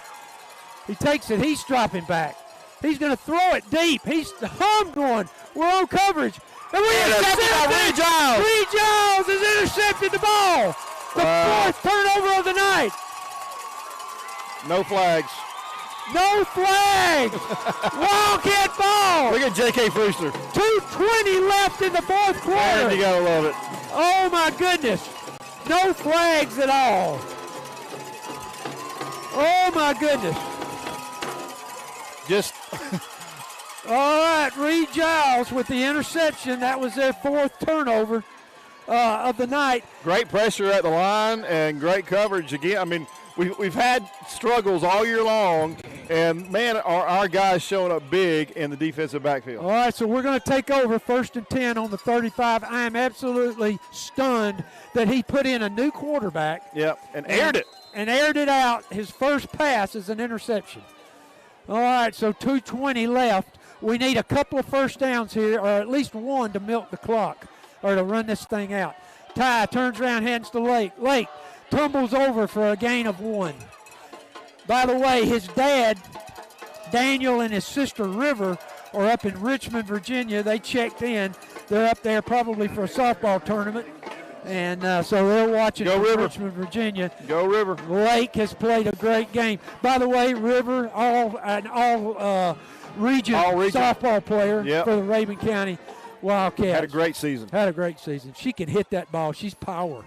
All right, so here we go. Ty, he's under center. He moves everybody around. Single back, Reed Giles. I would anticipate him getting the ball right here. Ty turns around, gives it to Reed. Reed up the middle, Reed. And he breaks through for a first down. We needed that first down. Yep, we needed that. First down, 10, Wildcats on the 20-yard line. Hey, and give it to Hayden Cannon on that right side, providing blocking downfield. Ron Baums opened up a huge hole for him. Hayden Cannon was one of our players of the week at Oglethorpe County. Yes. He was on the show, 5th quarter show Tuesday night. What a great job he did interviewing. All right, so Ty, he's going to shift everybody around. They've got one timeout, so we'll have to stop the clock, but we should be able to run this thing out. All right, Reed takes it again, and they're going to get him at the line, so it's going to be a short pickup. And we're going to wait to see if they're going to call their final timeout. 50 seconds. Yep. 31-23, your Wildcats up by 8. Here comes Lake again. All right, Lake's coming in. Reed Giles coming out. Reed is running a little slow, but man, what a night he's had. All right, so Lake Evans in the backfield. Ty, he's going to be able to run it out. All he needs to do is take a knee. Turns around, hands off to Lake Evans. Lake, he's going to be hit and for no gain. So that's going to do it. That should do it. Yep, that's going to do it. Timeout. They must have not had one because they sure hadn't called it. I think. All right, so here it is, 7, 6, 5. The clock runs down. Your Rabun County Wildcats are going to take second place in the region. All right, what a game by your Wildcats. What a regular season, guys. What a regular season. Ends with a 31-23 victory over the Elbert County Blue Devils, who started out the game just tearing it out. They were up 14-0, and we came back. And the momentum was clearly on their side. Thank you, Jaden. We love you. You did a great job. Okay. All right. And clearly it was on Elbert's side in that part of the first half, 14-0. Yeah. And we just put together one drive. It wasn't anything special. And just 3 yards here, 4 yards there, a pass over the middle for 6 or 7, and was able to connect for our first down. And then we started seeing the big plays. All right. Well, let's go back real quick, Joey. Let's recount. Let's recap the scoring and then maybe talk about some of the other plays. But we started off, by the way, they started off with a 50-yard touchdown pass, a 4-yard touchdown pass, and then they had a 6-yard run. So they only scored 3. But here we go. We had a 4-yard pass from Ty Truelove to Reed Lefevre's for our first touchdown, a 50-yard interception return by Reed Burrell, which I say turned the game around. Yeah. Then we had a 7-yard TD run by Ty to put us up 21-0. Then we had a 14-yard touchdown pass from Ty to Lake Evans, and then we had a 37-yard field goal from Avila. But here's what I want to talk about. Coulter Cannon had an interception, a fumble recovery, and there right at the end there had another huge recovery. And his favorite. Huh? He ended with his favorite. Yeah, exactly. Lefevre's had a great catch on a pass tonight that kept the drive going. Giles had an interception and a huge 39-yard run on that drive we had. So big play night for the Wildcats here as we needed this win. We talked about it at the beginning of the broadcast. This win now vaults us over Elbert into, depending on what Oglethorpe does tonight, will depend on placement. And I have not got a score yet. See if we can get a score. They were paying Banks County, so I'm not expecting big things there. But hopefully Banks County maybe pull the upset. Well, and just to get the key tonight too was just great offensive play, but we were able to capitalize, make turnovers, and then capitalize on them from fumble recoveries to 3 interceptions by the Wildcats tonight. Yeah, it was just a great night all the way around for the Wildcats. Started off slow, but picked up the pace in the second quarter, and then it was pretty much all Wildcats from then. As you can see on your screen, the players' families are out there on the field tonight. This is a huge win for the Wildcats and the Wildcat family. So we do not know right now. It's so complicated that we're going to have to figure it out, but we're not sure what the playoff ramifications are going to be tonight, depending on what Oglethorpe does, depending on a couple of other things that happen as far as point differentials and things like that will determine where the Wildcats will be. We think we're going to have a home playoff game tonight. Oglethorpe has defeated Banks County 42-20. All right, so Oglethorpe, which after they beat us, turned it on. They're going to end up at 6-4, I believe. Yes. So after great turnaround their season. With that win they had over us, they won out. Yeah. So they had a great season. So technically, we're going to have the better record than they are. However, they did have a victory over us. But we're going to let all the mathematicians sit down tonight. Get out their number 2 pencils. Let the nerds figure it out. See if they can figure that out for us.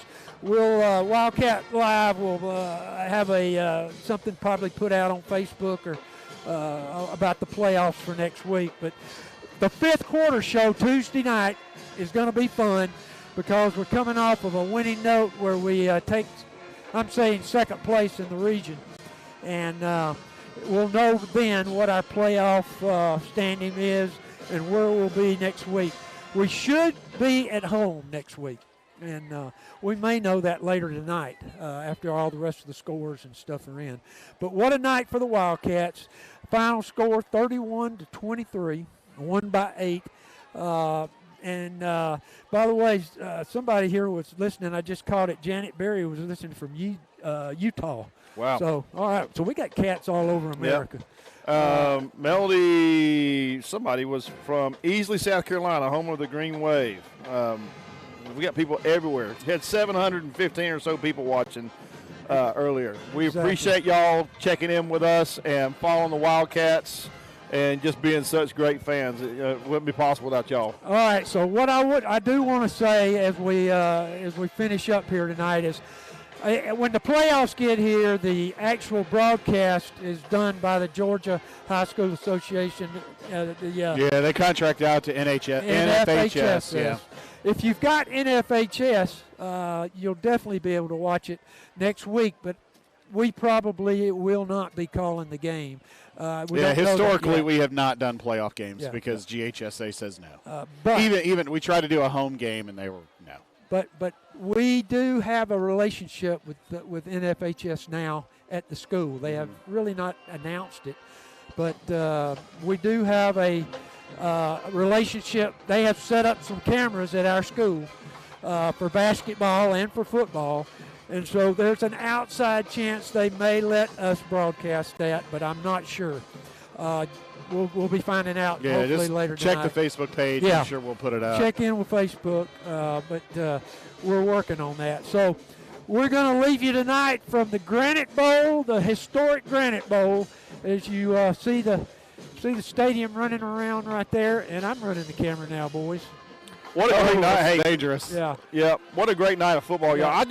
Y'all, we had a load of fun tonight. The atmosphere. Our band was outstanding. Our cheerleaders, of course. Our coaches have called a great game. And our players just responded to the adversity there in the first half with just great character and grit and made it happen. And y'all, we came away 31-23. Great job, Cats. And the Cats are lingering on the field to celebrate. What a great night. All right, guys. If we don't get to talk to you again, I just can't tell you what a great year it's been for us. Yes. Joey, you want to say anything? Hey, I love you guys. We had a great time doing the away stuff, eating at restaurants that may be questionable. Yeah, we survived, but we just had a blast doing this together. Of course, Jaden Griggs has already taken off. She's been outstanding, just consistent and faithful in making sure we had good camera angles, and we missed Chad tonight, but Chad did a great job with us too. He conveyed his feelings about how he loved this season. Yeah. And I just said watching our guys grow over the course of a season, just how they have not just in football, but just also just grown and working together and being competitors. It's been great to see. And we're going to give one of the last words to our engineer, Scott Mazzarchi. He's got two boys in the band. He's our faithful, great engineer. Gets us set up every week in circumstances that no other engineer has to work for. They don't do this at CBS and ESPN. No, they don't. No, it's been a good season. We've had our learning curve here and there and getting some things done, but good season overall, and glad we did it, and hopefully we can be back with you for the first playoff game, but if not, we'll see you next August. Absolutely. And we appreciate all you who have listened this year.